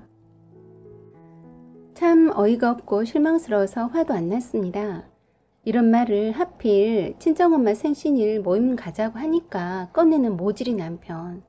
이런 거지 같은 남편과 살고 있었다니 내 대갈통 날려버리고 싶었네요. 저는 기가 막혔지만 한참을 진지하게 생각해봤습니다. 그리고 남편에게 네가 지금 한 말이 진심인지 알 수 없다. 친정 식구들 만나기 싫어서 그냥 내뱉는 소리인지 아님 진짜 마음의 소리인지 알 수가 없어. 진심이라면 네가 네 핸드폰으로 녹음해서 나한테 보내라 했어요. 그랬더니 바로 후다닥 녹음하고 톡으로 보내주더라고요. 그래서 제가 만일 네 생각대로 내가 동의해준다면 후회하지 않을 자신 있어? 이건 너랑 나랑 따로 국밥하고 살자는 건데 괜찮다는 거지? 그랬더니 남편이 제발 그러자고 하네요. 그래서 제가 확실히 해두자고 했습니다. 너도 내 친정집에 가지 않으니 나도 시댁인 일체 가지 않겠으며 물론 시어머니 생신도 챙기지 않겠다고 했고 시댁 쪽 대소사 일은 모두 챙기지 않겠으니 미리 시어머니께 말씀드리라고 했습니다. 따로 국밥이니 앞으로 밥은 네가 네 거 알아서 챙겨 먹고 생활비 공동 지출비는 똑같이 반반 내고 공동 지출비는 모두 네 총장에서 자동이체로 바꾸고 육아 교육은 내가 전적으로 전담하고 있으니 네가 육아 교육비는 다 부담하고 시어머니에게 생활비로 매달 드린 130만 원은 이제 못 드리니 네가 알아서 해라 했어요. 동의하면 수락하겠다고 했더니 바로 동의한다고 했습니다. 그리고 그런 대화 내용을 증거자료로 모두 녹음했습니다. 그리고 저는 애들 데리고 가벼운 마음으로 친정엄마 생신 식사 자리에서 즐겁게 지내다 왔어요. 친정 식구들 그동안 눈치챘는지 늘상 안 나타나는 남편 소식 더 이상 궁금해하지 않았고요. 며칠 있다 언니들과 이 문제를 함께 의논해보려고 했어요. 제 계좌로 연결된 자동이체 모두 끊었고요. 제가 들어놓은 애들 보험도 수익자를 제 앞으로 돌려놓았고요. 남편 보험의 수익자도 제 앞으로 되어 있는지 확인했고 남편이 알만한 내 통장 비번도 바꿨고요. 휴대폰 잠금 장치도 새로 바꿨습니다. 무슨 유난을 떠냐고요? 따로 굿밥하지 않는 남편을 어찌 믿습니까? 이 정도면 남보다 못한 관계가 될 수도 있는 거라 생각되었고 만일을 대비해야죠. 이미 실망한 남편 붙잡고 아웅다웅하기 싫었습니다. 남편 밥 안 차려주고 애들 먹을 것만 챙겨도 엄청 소홀하더군요. 남편을 포기하니 참 맘도 편안해졌어요. 지낼만 했습니다. 그리고 한 달이 지나서 회사 근무 중에 어느 날 지방에 사는 시누이한테서 전화가 왔어요. 시어머니랑 통화했는데 기운이 없어 보인다고 한번 내다봐 달라네요. 그래서 지금 바쁘니 퇴근해도 내다볼 수 없다고 했습니다. 오빠한테 전화하라고 하고 끊었네요. 그리고 남편이 시어머니한테 가든 말든 신경 안 썼어요. 각자 자기 부모 알아서 챙기자고 한 사람이니 알아서 했겠죠. 그런데 뇌경색으로 쓰러졌나 봅니다. 남편이 저한테 전화해서 당장 병원에 오라네요. 그래서 제가 내가 왜 가니? 너 참 웃기다. 내 부모가 아니고 네 부모잖아 했어요. 아니, 지 부모가 쓰러졌으면 아들인 지가 회사에서 뛰어가면 될 일을 어이없게도 저보고 회사에서 일하다 말고 저보고 가라네요. 각자 자기 부모 알아서 챙기자고 한 말 벌써 잊었냐고 말해주면서 내가 네 부모 쓰러진 걸 왜 너는 안 가면서 나보고 가라고 하니? 하면서 알아서 해라고 했습니다. 솔직히 남편만 아니었으면 시어머니한테 당장 달려갔을 겁니다만 시어머니가 운이 좀 안 좋으셨던 거죠. 남편은 지금 회사에서 당장 갈 수 없으니 병원에 가봐달라고 부탁했지만 네가 알아서 할 일이다 라고 하며 전화 끊었습니다. 못된 자식 아닙니까? 일이 무엇이 중하다고 지 엄마가 쓰러졌다는데 병원에 못 달려간답니까? 그게 저 믿고서 그런 거 아니냐고요. 시누이도 굳이 올케가 회사 근무 중인 거 알면서도 지 오빠한테 먼저 전하지 않고 올케한테 하는 것도 얄밉네요. 자기네들 필요할 때만 써먹고 조금이라도 불편하면 버리는 개자식이 이놈의 남편 새끼입니다. 바로 한 달 전에 친정엄마 생일 자리에 지가 불편하다는 이유로 가기 싫어서 나한테 각자 자기 부모 알아서 챙기자고 하면서 따로 굿밥 외쳤던 놈이 아쉬운 처지가 되니까 벌써 잊어버린 것 같아요. 퇴근 후에도 전 바로 집으로 와서 평상시 생활했고요. 남편은 병원에 있는지 어쩐지 안 오더라고요. 전 가지 않았습니다. 미리 말씀드리지만 2년 전 저희 친정엄마 갑상선암 수술할 때도 남편 안 왔습니다. 저도 똑같이 할 거고요. 시어머니한테는 안 됐지만 아들 자식 딸 자식 있으니 각자 자기 부모 챙기겠죠. 뇌경색으로 입원한 시어머니를 남편이 자기랑 돌아가면서 연차 내고 병간호 하자고 하는데 싫다고 했더니 지방에 있는 시누이가 올라와서 병간호 하더라고요. 남편 덕분에 제가 편해졌네요. 뇌경색 후유증으로 혼자 살기 어렵다고 하던데 감히 모시고 살자는 말은 안 하네요. 무슨 궁리를 했는지 요양보호사 붙여놓고 알아서 잘 하더라고요. 시누이한테도 오빠가 따로 국밥 하자고 했다고 말해주었습니다. 남편이 시어머니 병원에 한 번을 안 내다본다고 저보고 지독한 X라고 하더라고요. 그래서 제가 너는 친정엄마 병원에 있을 때 한 번이라도 와본 적 있었니? 했더니 말을 못하더군요. 너 평생 장애인 네 엄마 모시고 잘 살아라 했습니다. 그리고 집 전세기간 끝나자마자 친정언니 집 근처로 이사갔어요. 남편 짐은 시어머니가 살던 집으로 보냈습니다. 이혼 서류까지 함께 보냈습니다. 위자료로 전세금과 적금통장 포기한다는 것과 양육비 지급 조건으로 빠른 합의 이혼하자고 했고요. 남편이 그렇게 싫어하는 친정 식구들하고 매일 함께 살다시피 하고 있습니다. 빨리 이혼하고 개운하게 살고 싶습니다. 제가 이혼하자고 하고 이사도 친정언니 집 가까운 데로 가버리고 하니 당장의 뇌경색 후유증으로 장애가 있는 시어머니를 돌볼 사람이 필요한데 아주 난감한 것 같았습니다. 그 문제로 시누이랑 남편이랑 다툰 모양인 듯 합니다. 어쨌거나 따로 국밥 하자던 남편 고생 좀 하겠네요. 남편이 각자 자기 부모 챙기자고 안 했으면 얼마나 저를 들들 볶았을까요? 심호 아픈 상황이지만 웃음이 나오네요. 남편아, 따로 국밥 하자고 해서 고마워. 난 우리 애들 잘 키울게. 넌 장애인 네 엄마 병수발 잘하고 평생 잘 챙겨드려라. 혹시 아니? 장애 심호 병수발 해주며 모시고 살겠다는 미친 엑스 나타날지? 잘 가라 남편아. 여러분 응원해주세요. 사연은 여기까지입니다. 구독과 좋아요 눌러주세요. 사연 제보 받습니다.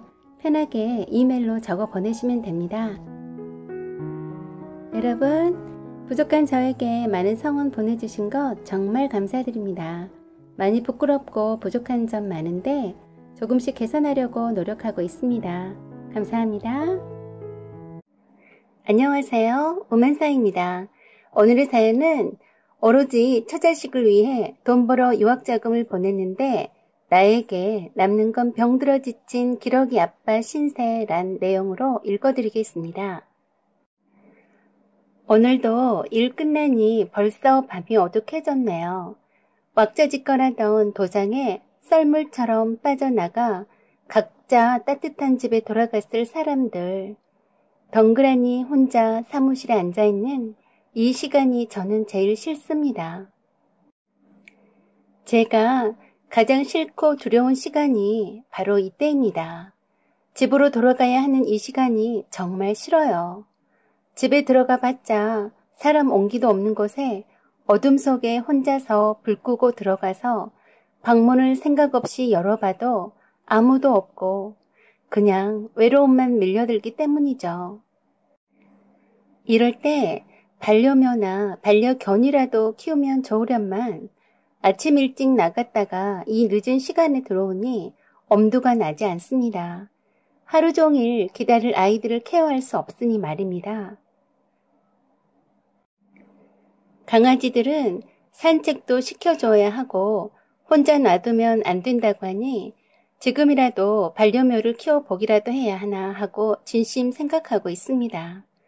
고양이들은 깨끗한 동물이고 산책시키지 않아도 되고 잠깐 놀아주면 된다고 하니 나처럼 불쌍한 길냥이를 구조해서 정을 붙여볼까도 생각합니다.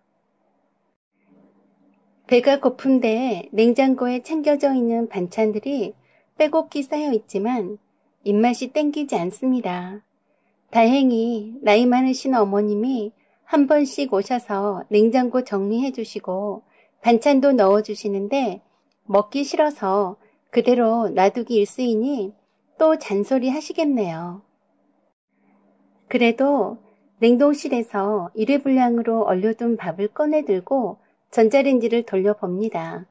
배고프기도 하고 약도 챙겨 먹어야 하니 억지로라도 먹어야 합니다.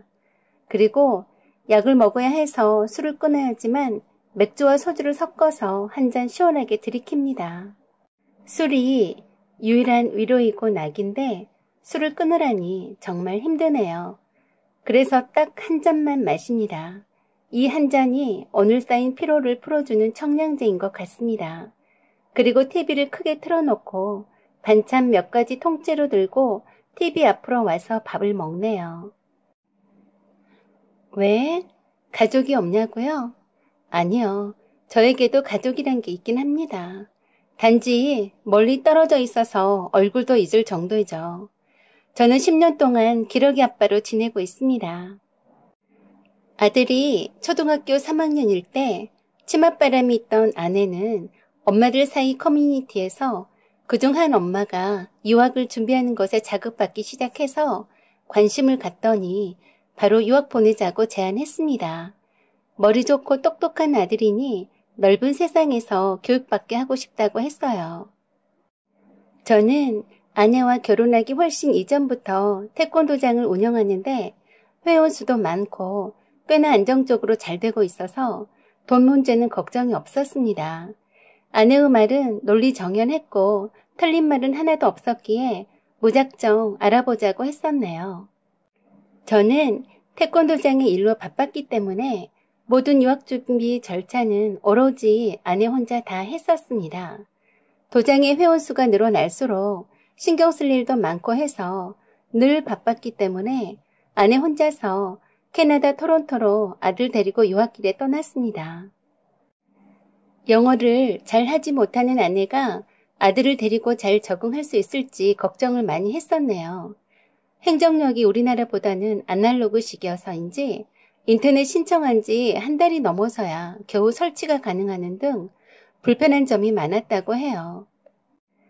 아파트도 월세가 최소 100만 원 이상으로 예상했던 것보다 유학생활비가 많이 들어갔습니다. 전화 통화할 때마다 항상 돈을 더 붙여달라고 요구했었고 그때마다 넉넉히 돈을 붙여왔어요. 그때는 아내 혼자서 아들 데리고 가서 고생할 거 생각하니 미안한 마음뿐이었어요. 아내는 오로지 아들의 교육을 위해 올인했었고요. 덕분에 아들은 잘 적응해 간다고 했고 아내도 랭귀지 스쿨을 열심히 다니느라 바쁘다고 하면서 점차로 연락이 뜸해졌습니다. 그리고 시차도 13시간 정도 차이 나서 자주 통화하기도 어렵기도 했습니다. 처음 몇 년 동안은 견딜만 했어요. 저도 바쁘게 살았지만 그래도 아내가 한 번씩 향수병이 생겼다면서 전화를 해왔었고 아들내미를 영상통화하기도 했었거든요.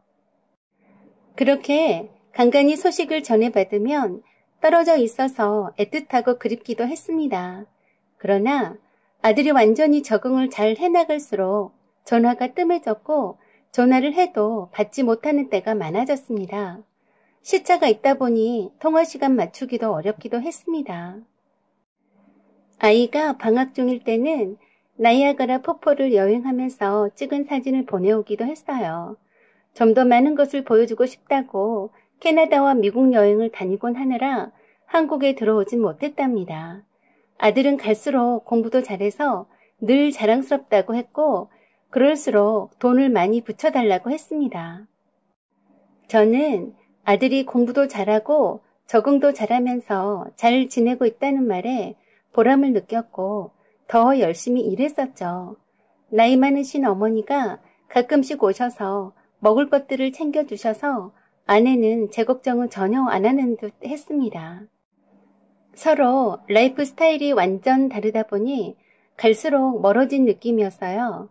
토론토는 불어를 많이 사용한다면서 영어는 기본이고 불어 공부를 열심히 하면서 같은 교민들과 잘 어울려 지내는 것 같았습니다. 한 번씩 통화해도 돈이 궁해서 돈을 더 붙여달라는 말뿐이지 저에겐 관심도 없는 듯 했어요. 그러나 아내가 정착하기까지 많이 힘들었을 텐데도 많이 내색도 않고 해서 고맙기도 했습니다. 그래서 돈에 공공하지 않도록 생활비를 버는 족족 넉넉히 보내주었었죠. 그렇지만 아내와 아들이 잘 적응해 나갈수록 저의 외로움은 커져만 갔습니다. 타지에서 아내는 아들을 케어하느라 정신이 없을 텐데 내가 이러면 안 되지 하고는 다시 정신 차리자고 다짐하면서 마음을 다 잡아가곤 했었네요. 그래도 감기 몸살이나 가끔씩 불규칙한 식사 습관으로 저녁 내내 토하면서 배를 움켜잡고 떼굴떼굴 구를 때면 정말이지 가족이 옆에 아무도 없다는 것이 참 두려웠습니다. 아프다고 하면 그렇잖아도 걱정 많으신 연로하신 어머니가 걱정할까봐 티도 내지 않았어요.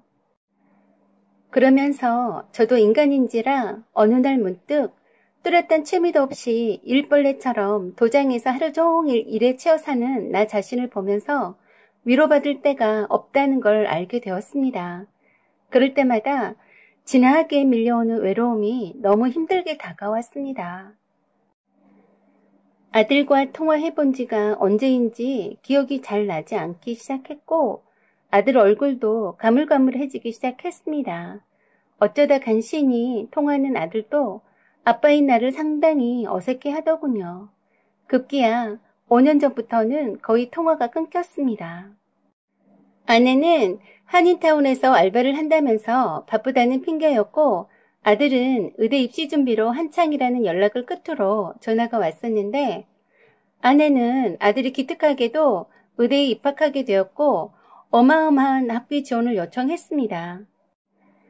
그러나 도장 운영도 예전만 못했고 저도 슬슬 오랜 기러기 아빠 생활이 지쳐가고 있을 때였습니다. 아내는 당연하게 송금을 요청했었지만 적지 않은 아들 의대 학비와 생활비를 또 대줘야 한다니 짜증도 났습니다. 아내는 한 번도 국내에 아들을 데리고 온 적이 없었습니다. 제가 도장 일에 매여 있다 보니 방학 때 한국에 오라고 했지만 이 핑계 저 핑계 대면서 오지 않았어요. 제가 가면 되지 않냐고요? 도장 일을 조금만 소홀히 하면 회원수가 눈에 띄게 줄어듭니다. 거기다 방학이 피크 타임이니까요. 처자식 생계가 태권도장을 운영하는데 달려있는데 큰일이죠. 그리고 한번 캐나다로 가족 만나러 가면 적어도 일주일은 있다가 와야 하는데 엄두가 나질 않아서 미루고 미루었던 중이었습니다. 아들이 저를 알아볼지도 의문이네요. 그리고 사실은 최근에 들어 도장 운영이 매우 힘들어지고 있어서 스트레스를 이만저만 받고 있는 게 아닌데 아내한테는 말을 못하고 있었습니다. 이제껏 빠뜨리지 않고 매달 적지 않은 돈을 송금했었는데 이대로 가다간 당장 이번 달부터 대출받아서 돈을 보내줘야 할 것 같으니 걱정이 많았었죠. 그러다가 어느 날 엄청난 속쓰림에 시달려서 병원에 실려갔는데 위암 말기라고 진단받았습니다. 저는 위암 말기란 진단이 믿겨지지 않아서 다시 다른 병원에 가서 진단을 받았는데 역시나 위암 말기였습니다. 눈앞이 캄캄했고 아직도 아들은 학교를 다 마치지 않았고 아내는 생활비가 필요한데 막막했습니다. 병원에서는 당장 위중한 상태라서 입원 치료를 해야 한다고 했지만 일단 보류하고 도장으로 돌아와서 한참을 멍하니 생각을 했어요. 지금도 도장 운영이 재정적으로 힘들어지고 있는데 과연 이번 치료를 하면서 도장 운영에 관여할 수 있을지 생각해봤어요. 일단 사범들에게만 도장을 맡기고 한 두어 달 정도 지켜보면서 결정하기로 했습니다. 그리고 이번 치료 받기 전에 미루고 미루어 왔던 처자식이는 캐나다에 가서 얼굴 한번 보고 와서 항암 치료든 수술이든 받자고 결심했습니다. 그리고 곧바로 비행기 티켓팅을 하고 아내에게 어렵게 연락을 했어요. 캐나다로 가겠다고 하니까 무척 놀라는 눈치였습니다. 별일도 없는데 굳이 애써서 오려고 하지 말라고 해서 좀 섭섭하더군요. 별로 달가워하지 않는 것 같았습니다. 10년 만에 만나는 가족이라서 흥분되기까지 한데도 갑자기 무슨 바람에 올 생각을 다 했냐며 꼬치꼬치 캐묻더군요. 그래서 만나서 얘기해주겠다고 했습니다. 약 13시간 동안의 비행 동안에 행여나 복통이 오지 않을까 전전긍긍했어요. 만일에 대비해서 통증약도 준비했습니다. 토론토에 있는 피어슨 공항에 도착했고 미리 나와 있는 아내를 오랜만에 만났습니다. 하지만 예상과는 달리 저나 아내나 오랫동안 떨어져 지내서 그런지는 몰라도 애틋하거나 반갑거나 하진 않더군요. 아내는 예전이나 지금이나 변함이 없었는데 오히려 제가 아내에 비해 많이 늙어 보였습니다. 집으로 가는 내내 서로 별말이 없었어요. 그동안 떨어진 세월이 많아서인지 조금 어색했습니다. 아내는 전에 알던 내 아내가 아닌 듯이 낯설게만 느껴져서 좀 당황스러웠습니다. 아내가 운전하고 가는 내내 바깥 창밖만 열심히 쳐다보는 척 했네요. 마음이 씁쓸했습니다. 제가 병이 들어서 더 센치해진 것이다 라고 생각했습니다. 아담하고 이쁜 아파트에 도착했습니다. 아들은 좀 더 늦은 시간에 도착한다고 했어요.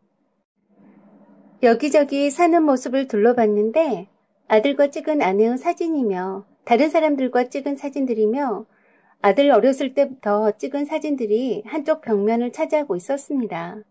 하나하나씩 유심히 살펴보고 있는데 거기에 제 사진이 단 한 장도 없다니 약간 억울한 생각이 들었습니다.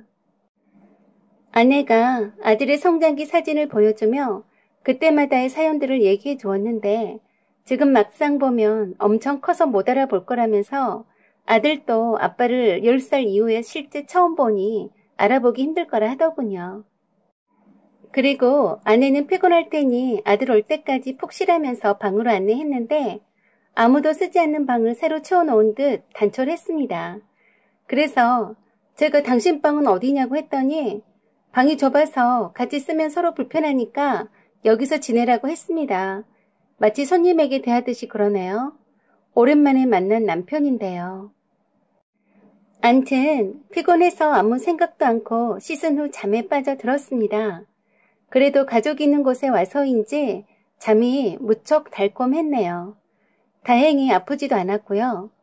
단지 아내나 저나 낯설게 느껴져서 그게 마음이 쓰일 뿐이었습니다. 얼마나 맛있게 꿀잠을 잤는지 기분이 상쾌한 상태로 깨어났고 거실로 나가보니 건장한 청년과 아내가 있었습니다. 저는 바로 아들을 알아보고 아들 이름을 부르면서 달려가서 안아주었어요. 많이 컸어도 어렸을 적 얼굴은 남아 있었어요.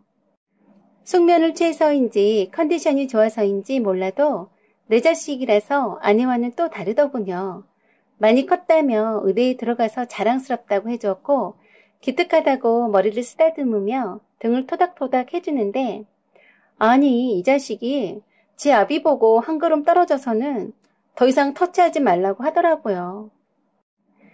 10살 꼬맹이가 아빠 안녕 하며 갔던 녀석이 이젠 성인이 다 되어서 벌써 외국물 먹고 자기 아빠를 마치 옆집 아저씨 취급하더군요.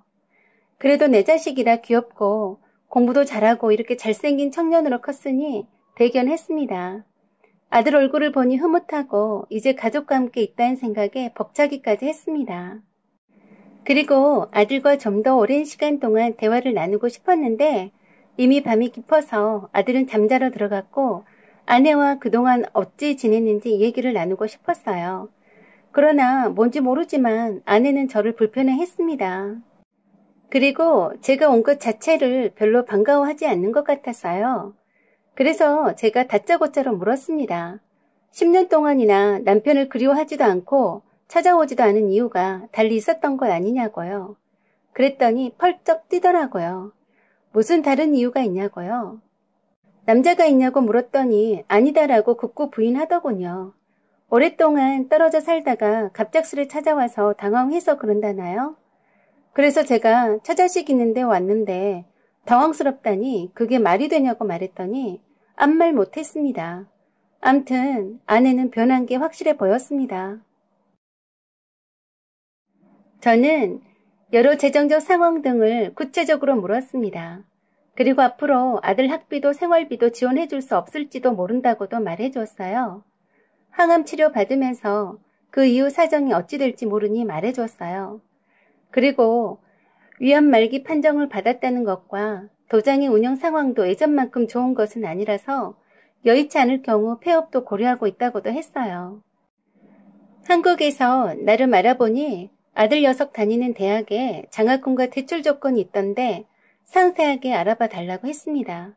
그동안 힘들어도 내색 한번 않고 보는 족족 송금을 한 탓에 모아놓은 돈은 딱히 없다고 말해 주었어요.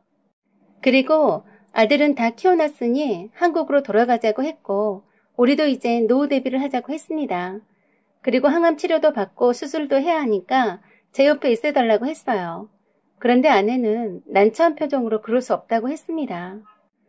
오로지 아들 하나 교육 잘 시켜보자고 서로 희생하며 10년을 떨어져 살면서 이제 겨우 결실을 보게 되었는데 아들이 졸업하고 자리 잡을 때까지 지켜보고 싶다네요. 그리고 10년 동안 여기서 정부치며 겨우 정착하고 살고 있는데 돌아갈 수는 없다면서 아들이 있는 곳이 내 집이다라면서 혼자 돌아가라고 했습니다. 위안 말기 판정 받았다는 말에도 별로 동요하는 것 같진 않았고 함께 돌아가자는 말에는 단호하게 거절했습니다. 이미 토론토가 아내의 삶의 터전이 되어버렸으니 놔두고 혼자 돌아가라고 하더군요. 아들도 대학 졸업 후에 여기에서 터전을 잡을 예정이라고 하더라고요. 그리고 하루라도 빨리 돌아가서 병원에 입원하라고 했습니다. 저에게 조그만한 남편에 대한 연민의 감정이 없는 듯 냉정해 보였습니다. 정말 미치게 섭섭하고 억울한 심정이었죠. 그래서 그동안 참았던 말들을 다 토해냈어요. 그동안 뼈 빠지게 처자식을 위해서 외로움도 참고 고생했는데 이제 내가 지치고 병들었으니 나와 함께 있자는데 싫으냐고요. 아내는 자기도 남편도 없이 홀로와서 맨땅에 헤딩하듯이 아들을 저만치 키우느라 쉽지 않았다면서 이제 와서 남편 병수발하러 어렵게 정착한 생활을 버릴 수는 없다고 했습니다. 저는 말이라도 남편이 위안 말기라고 하면 측은하게 생각하고 당장 집으로 돌아가서 병간호 해준다고 나설 줄 알았습니다. 너무 냉정한 아내의 모습에 몹시 충격받았어요. 저를 남보듯 하는 거였습니다. 이제사 후회가 되더군요. 미친 듯이 일만 해서 돈을 보내줄 줄만 알았지 자주 찾아가서 보고 오지 않은 것을 후회했습니다. 아내는 남편이 있는 집은 남편 집이고 지금 살고 있는 토론토에 있는 집이 자기 집이라고 생각하고 있었습니다. 아들이 전부인 아내는 남편은 안중에도 없더군요.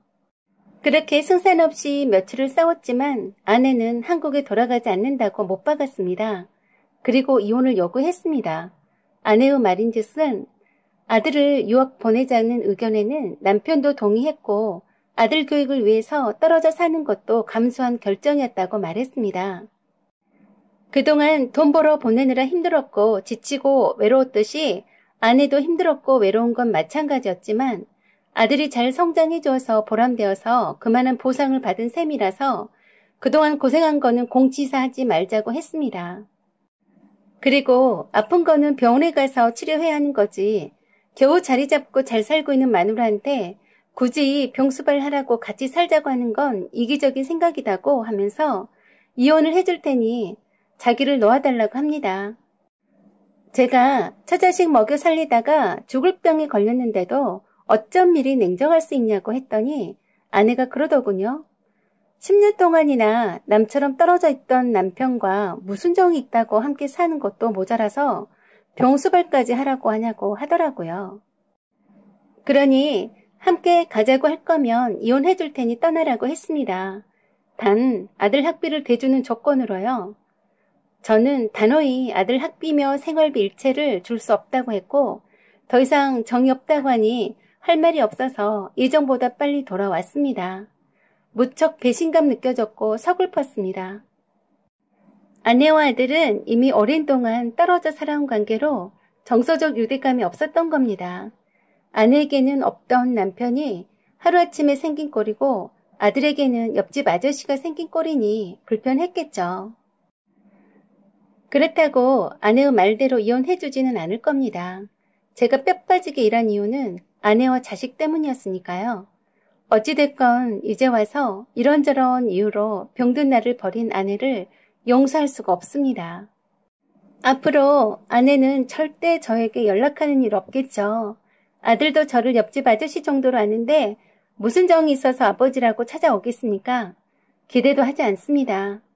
그동안 아내와 아들을 보내놓고 왜 진작 자주 찾아가 보며 함께 시간을 보내지 않았나 또 한 번 후회가 됩니다. 여러분들은 저처럼 미친 짓은 하지 마시기를 바랍니다. 가족은 함께 지내야 가족인 거고 떨어져 있으면 남남이 되어버리네요. 이젠 저를 위해서 입원 치료도 하면서 병마를 이겨내려고 합니다. 처자식한테 버림받은 듯한 처량한 기분이 드는데 어디에서 이 아픔을 위로받을 수 있을까요? 지푸라기라도 잡는 심정으로 위로와 위안을 받고 싶을 만큼 힘이 드네요. 여러분, 힘이 될 수 있도록 응원글 부탁드립니다. 사연은 여기까지입니다. 구독과 댓글 그리고 알람 설정 부탁드립니다. 사연 제보도 기다립니다. 여기까지 시청해주셔서 감사드립니다. 안녕하세요. 저는 4살, 6살 아들만 둘인 직장 다니는 평범한 엄마입니다. 2년 전에 22평에서 살다가 37평으로 넓혀서 새 아파트로 입주를 하게 되었습니다. 집 구조가 요새 나온 아파트와는 다르게 엘리베이터에서 현관이 굴속 같지 않고 환하고 밝고 무엇보다도 집 구조가 너무 마음에 들고 아기자기한 것을 좋아하는 제 취향에 맞으면서 서비스 면적도 많아서 실제로는 40평대로 보이는 곳이었습니다. 입주를 고대했었기에 다른 집보다도 먼저 빠르게 이사했었는데 바로 앞집은 추가적으로 인테리어 공사를 하는지 공사 중이었습니다.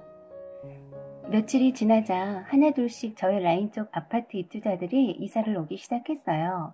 앞집도 인테리어 공사를 대충 마쳤는지 현관 앞에 있던 공사 도구들이 깨끗이 치워져 있더군요. 저는 퇴근 후 어린이집에 들러서 두 아들을 챙겨서 데리고 오면 저녁 8시가 얼추 다 됩니다. 남편은 보통 9시가 다 되어서 퇴근해서 왔고요. 이웃이 어떤 분일까 하고 궁금했는데 울레들 소리가 나니까 앞집 아주머니와 아저씨가 나오시더라고요. 아주 반갑게 서로 인사를 했습니다. 이사를 오기 전 인테리어 공사 사전 점검하러 왔다고 하시더군요. 두 분 다 참 인상이 좋아 보였어요. 고등학생 아들과 중학생 딸이 있는 저보다 연배가 더 있으신 분들이셨어요. 특히 아주머니는 무슨 말씀을 그렇게 조곤조곤히 고상하게 하시는지 엄청 점잖아 보였어요. 저희는 아들이 둘이나 되고 아직 어려서 혹 민폐 끼치는 일이 있을까봐 미리 잘 부탁한다고 말씀드렸습니다. 아주머니가 얼마나 좋으신 분이셨는지 제가 따로 부탁도 하지 않았는데도 따로 다른 일을 하지 않고 집에만 있기 때문에 특별히 할 일 없으니 직장 때문에 바빠서 애들 보기 힘들 때는 한 번씩 애들 맡겨도 괜찮다고 말씀도 해주셔서 참 감사했어요. 요새 아무리 이웃이라도 모두 다 이기적인 경우가 많은데 참 심성 고우신 분이구나 생각했습니다. 남편은 퇴근도 늦고 야근도 밥 먹듯이 해서 이웃이라도 얼굴 뵙기가 힘들겠다고 말씀드렸었죠. 그러고 며칠 있다가 이사 왔습니다. 퇴근해서 애들 데리고 집에 오자마자 앞집 아저씨가 이사 떡을 들고 오셨어요. 은행은 지점장으로 근무하고 계셨고 저에게 어디 근무하냐고 묻길래 제가 근무하고 있는 곳을 말해줬더니 저희 부서의 본부장님을 거래처라 잘 알고 있다고 하시더라고요. 저희 지사의 제일 높은 분을 알고 지낸다고 하니 참 특별한 인연이구나 싶었습니다. 그 다음 날부터 정말 이상하리 많지 출근 시간이 딱 맞아서 정말 거짓말처럼 엘리베이터를 같이 타게 되고 아침 인사를 하면서 하루를 시작하게 되었습니다. 16층에서 엘리베이터를 기다리고 함께 타고 내려오는데 왠지 불편하고 어색한 기분이 참 싫더라고요. 그래서 앞집 아저씨랑 마주치기 싫어서 출근을 더 늦게도 해보고 더 당겨서 해봐도 항상 내가 중문에서 나와서 현관문을 열면 앞집 아저씨도 문을 열고 나오면서 저를 정면으로 쳐다보고 반갑게 웃으시면서 이런저런 말씀을 많이 하셨어요. 저희 회사 이야기하며 왜 차를 가지고 다니지 않느냐고 하고 그리고 제 이름을 알고 있더라고요. 전 가르쳐준 적도 없고 앞집 아주머니에게 말해준 적도 없었는데 말입니다. 지영씨는 제가 지영씨 본부에 가면 차 한잔 얻어 마실 수 있냐는 둥 저희 사무실 지하 카페도 언급하면서 거기서 시간 내서 차 한잔 할 수 있냐고 했어요. 뭐라 표현하기 힘들지만 뉘앙스가 꼭 데이트 신청하는 것 마냥 알쏭달쏭한 말투인데 그 말하면서 쳐다보는 눈빛이 정말 소름 돋았네요. 이거 이웃간에 무슨 시츄에이션이야? 하고 나름대로 한마디 해주고 싶었지만 그 순간 판단이 잘 서지 않더군요. 사실 이웃 사촌인 분이 우리 본부와 거래하는 은행 지점장인데 뭐 차 한잔 대접할 수도 있는 거지만 이상하게 부담스럽게 느껴져서 싫더군요. 제가 느끼기에 너무 불편하게도 그 앞집 아저씨는 저를 너무 의식하는 듯 느껴졌어요. 그리고 제가 차를 살 때까지 아침에 저희 사무실까지 태워다 주고 싶다는 거예요. 헐, 앞집 아저씨의 은행과는 정반대 방향인데요. 전 말씀이라도 고맙지만 괜찮다고 했는데 제가 태워다 드리고 싶어서 그럽니다. 그렇게 하세요. 부담 갖지 마시고 하는 겁니다. 저는 남편에게 앞집 아저씨가 이상하다고 자초지종을 말했더니 제가 오버하는 거라고 그냥 선의로 말한 건데 오해하는 거라고 하네요. 얼마 지나지 않아서 자가 운전을 하게 되고 주차장에 차를 주차하고 나오면 깜짝 놀라게도 주차장 계단 입구에서부터 날 계속 쳐다보고 있었더라고요. 같이 올라가고 싶어서 기다렸다는 말도 하더라고요. 헐. 그냥 어색한 웃음만 짓고 말았는데 참 친한 척하는 게 너무 싫었습니다. 그러던 어느 날 남편이 야근할 때였어요. 애들 재우면서 저도 쓰러져 잠들었는데 갑자기 벨소리가 들렸어요. 이 늦은 시간에 벨소리라니 누구지? 하고 모니터를 보니 어떤 남자가 모니터에 얼굴을 쳐박고 있어서 처음엔 누군지 못 알아봤어요. 누구세요? 나야, 나. 문 열라고. 앞집 아저씨가 분명했네요. 완전 술 취한 사람처럼 집을 잘못 찾아왔더라고요. 그래서 제가 아저씨 여기는 3호예요. 건너편으로 가세요. 했어요. 그런데도 계속 아빠다 문 열라고 문 열어 하는 겁니다. 문 열고 건너편으로 가시라고 해줄까 하다가 좀 겁이 났어요. 남편도 없는데 술 취해서 인사불성인 사람인데 내가 감당 못할까 봐서요. 게다가 문 안 열 거냐고 주먹으로 문을 두드려서 더 겁이 났습니다. 숨 죽인 채 한참을 기다려봐도 계속 벨을 누르길래 애들도 깨버려서 할 수 없이 경비실에 연락해서 앞집 아저씨가 술 취해서 집을 잘못 찾고 두드린다고 올라와 봐달라고 했네요. 경비실 아저씨가 올 때까지 앞집 아주머니가 내다보지 않는 걸 보면 모르고 있는 것 같았습니다. 모니터로 지켜보니 경비실 아저씨가 올라오자마자 언제 그랬냐는 듯이 앞집으로 들어가더군요.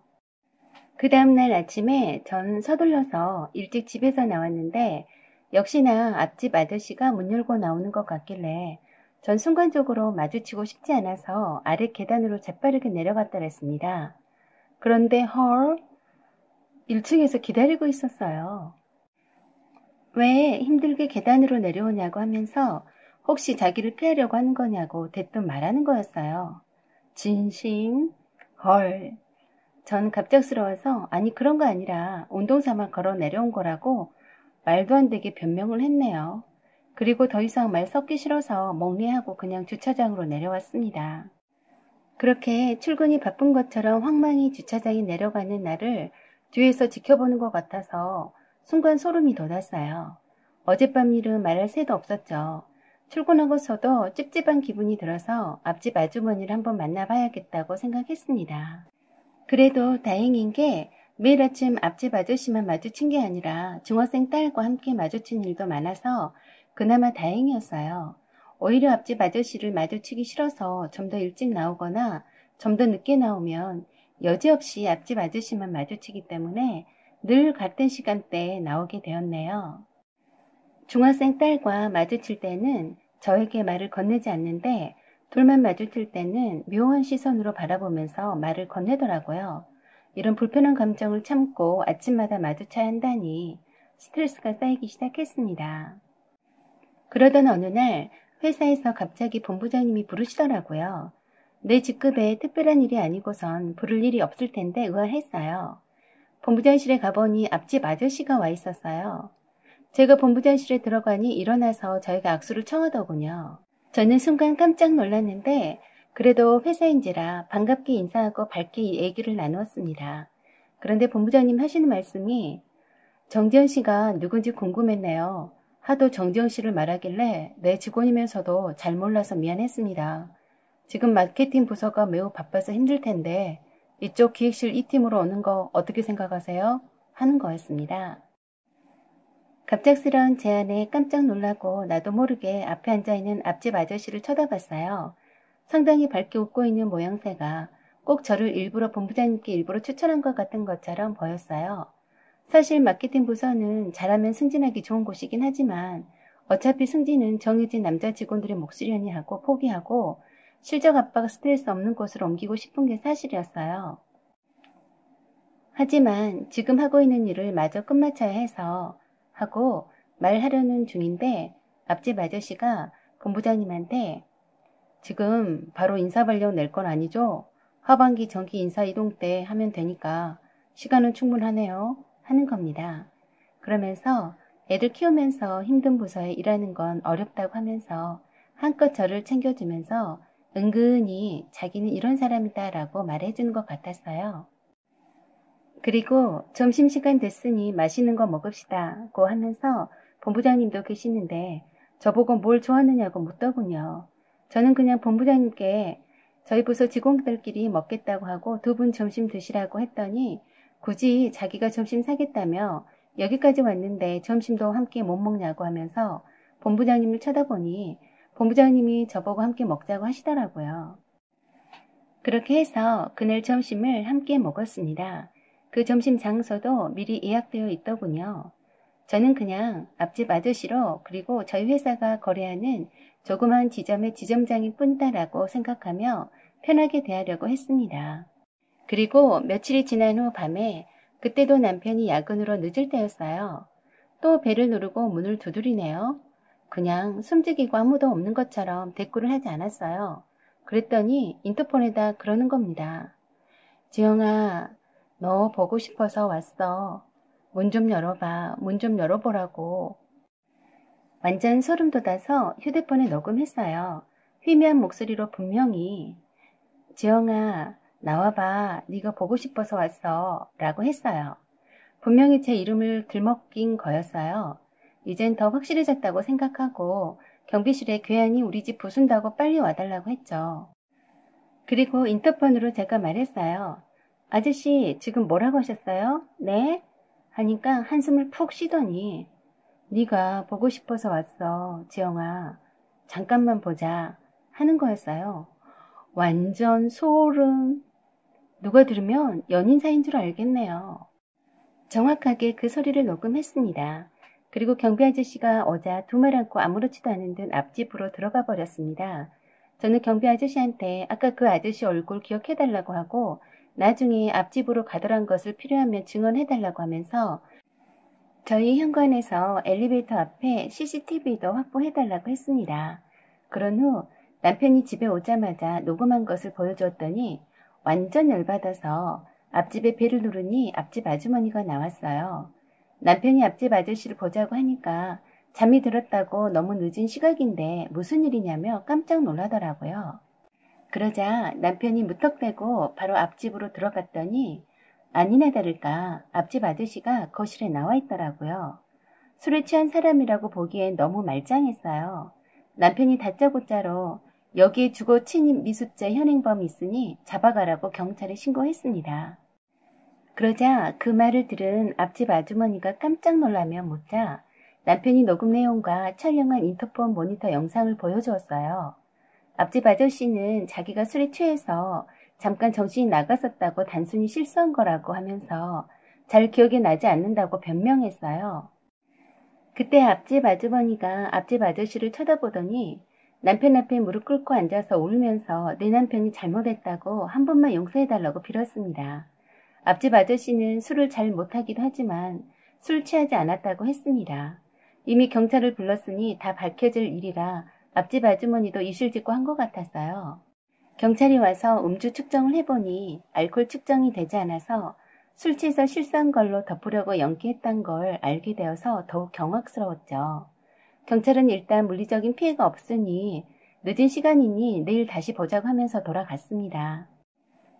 끝까지 술에 취해서 정신이 없어서 기억나지 않는다고 하던 앞집 아저씨는 잘못했다면서 앞집 아주머니와 함께 남편 앞에서 빌었습니다. 이런 난리 법석통에 앞집 중학생 딸과 고등학생 아들이 다 지켜보고 있었는데 내막을 다 알고 난 사춘기 중학생 딸은 앞집 아주머니한테 엄마가 무슨 잘못을 했다고 빌고 있냐며 소리치고 고등학생 아들은 아빠가 왜 그랬냐며 하고 소리치니 그 늦은 시간에 시끌시끌했습니다. 경찰이 오고 가며 하는 통에 정신이 없었던 앞집 아저씨는 아들과 딸에게 적나라하게 쪽을 당했고요. 남편은 안 되겠다 싶어 앞집 아저씨를 데리고 밖으로 나왔어요. 이렇게 다 모든 것이 까발려지자 앞집 아저씨는 절대 자기는 문 열고 들어가서 어찌 해볼 요량은 아니었다고 한 번만 용서해주고 넘어가달라고 계속 사정했답니다.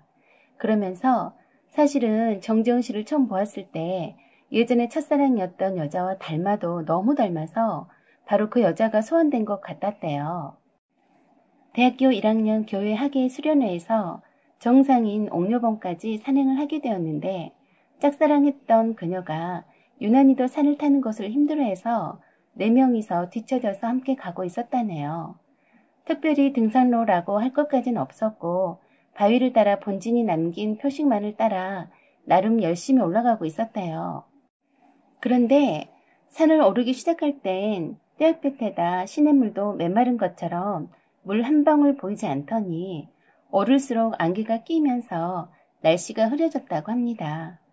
이미 정상에 도착한 본진은 비가 내리고 있으니 다시 본부로 돌아가 내려가라고 연락이 왔는데 그 즈음에 이미 비가 한 방울씩 내리기 시작하더니 어느새 메말랐던 바닥이 축축해지고 가랑비가 제법 굵어지면서 순식간에 바위 사이로 물이 넘쳐나기 시작하면서 돌아가는 길이 끊겼을 뿐만 아니라 엄청난 물이 불어나서 피할 곳을 찾지 못하고 완전 고립되었답니다. 이렇게 계곡에 물이 엄청나게 불어날 줄은 몰랐는데 그녀는 겁에 질려서 얼굴이 새하얘졌대요. 옥녀봉에 올랐던 본지는 다행히 산을 잘 아는 사람이 인솔한 탓에 계곡물이 합쳐지지 않는 쪽으로 잘 내려가고 있다고 했어요. 벌써 물이 발목까지 차더니 무릎까지 올라왔는데 피할 곳은 없고 다행히 튼튼해 보이는 소나무에 4명이 의지한 채 구조팀을 기다리는데 빗물이 길을 덮어서 구조팀도 저희를 찾느라 애를 먹으면서 시간이 많이 지체되었고 물이 허리까지 차오를 때쯤에 건너편에 겨우 도착했다고 합니다. 이미 계곡물이 불어날 대로 불어나서 가운데는 물살이 엄청 세서 구조팀이 최대한 가까운 데서 밧줄을 던져주면 밧줄을 받아서 나무에 묶고 그 밧줄 따라서 건너가는 수밖에 없었다고 합니다. 전문 구조팀이 아니라서 장비도 밧줄밖에 없어서 겨우 연결한 밧줄 2줄에 의지할 수밖에 없었다고 해요.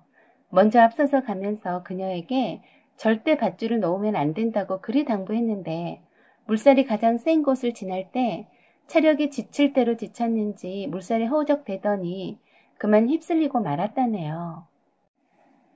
그때의 안타깝고 절절한 마음은 이루 말할 수 없었는데 그래서 한동안 산에는 가지 못했고 오랜 동안 그녀를 잊지 못했답니다. 그렇게 세월이 지나 잊고 있었는데 정재훈 씨를 처음 본 순간 그때의 기억이 바로 어제 일처럼 떠올랐고 정재훈 씨 얼굴을 보아야 안심이 되었다고 합니다. 그래서 술에 취한 척 미친 척 하면서라도 얼굴 한번 보고 싶었다고 합니다. 그냥 정재훈 씨 얼굴 보고 있으면 그녀가 살아 돌아왔다는 안도감이 들어 마음이 평안했다네요. 단지 그뿐이었으며 맹세컨대 다른 어떤 불순한 의도로 한 것은 아니었다고 하면서 용서를 거듭 빌더랍니다. 그리고 자기 때문에 힘들었을 정지영 씨에게도 미안하고 용서를 빌며 지금 당장 오피스텔로 옮기겠다고 했답니다. 그러자 남편이 그러다가 또 그 여자가 생각나면 울마누라 또 찾아오겠네요? 하니까 절대 찾지 않겠다며 선처를 구하더랍니다. 남편과 앞집 아저씨가 밖에서 얘기를 나누는 사이에 앞집 아주머니가 저한테 계속 사정하며 용서해달라고 무릎 꿇고 빌었습니다. 앞집 아주머니 말씀이 살아오면서 단 한 번도 다른 사람들에게 해가 되는 행동을 한 적 못 봤는데 이번 한 번만 그냥 용서해주고 넘어가달라고 합니다. 워낙에 아주머니가 좋으신 분이라서 거짓말 하시는 것 같진 않았고 남편 때문에 애원하시는 모습이 참 안쓰럽기도 했습니다. 그리고 이사 온 지도 얼마 안 됐지만 다시 이사 가겠다고도 했어요. 그 다음 날 아침에 집을 나설 때는 앞집 아저씨와 마주칠 일이 없었습니다. 아침마다 스트레스에서 해방되니 살 것 같아서요.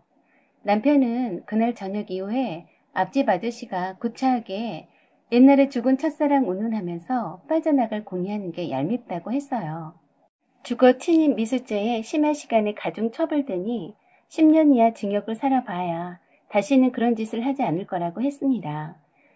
그래, 내 남편 잘한다고 하면서도 앞집 아주머니를 생각하면 좀 그렇네요.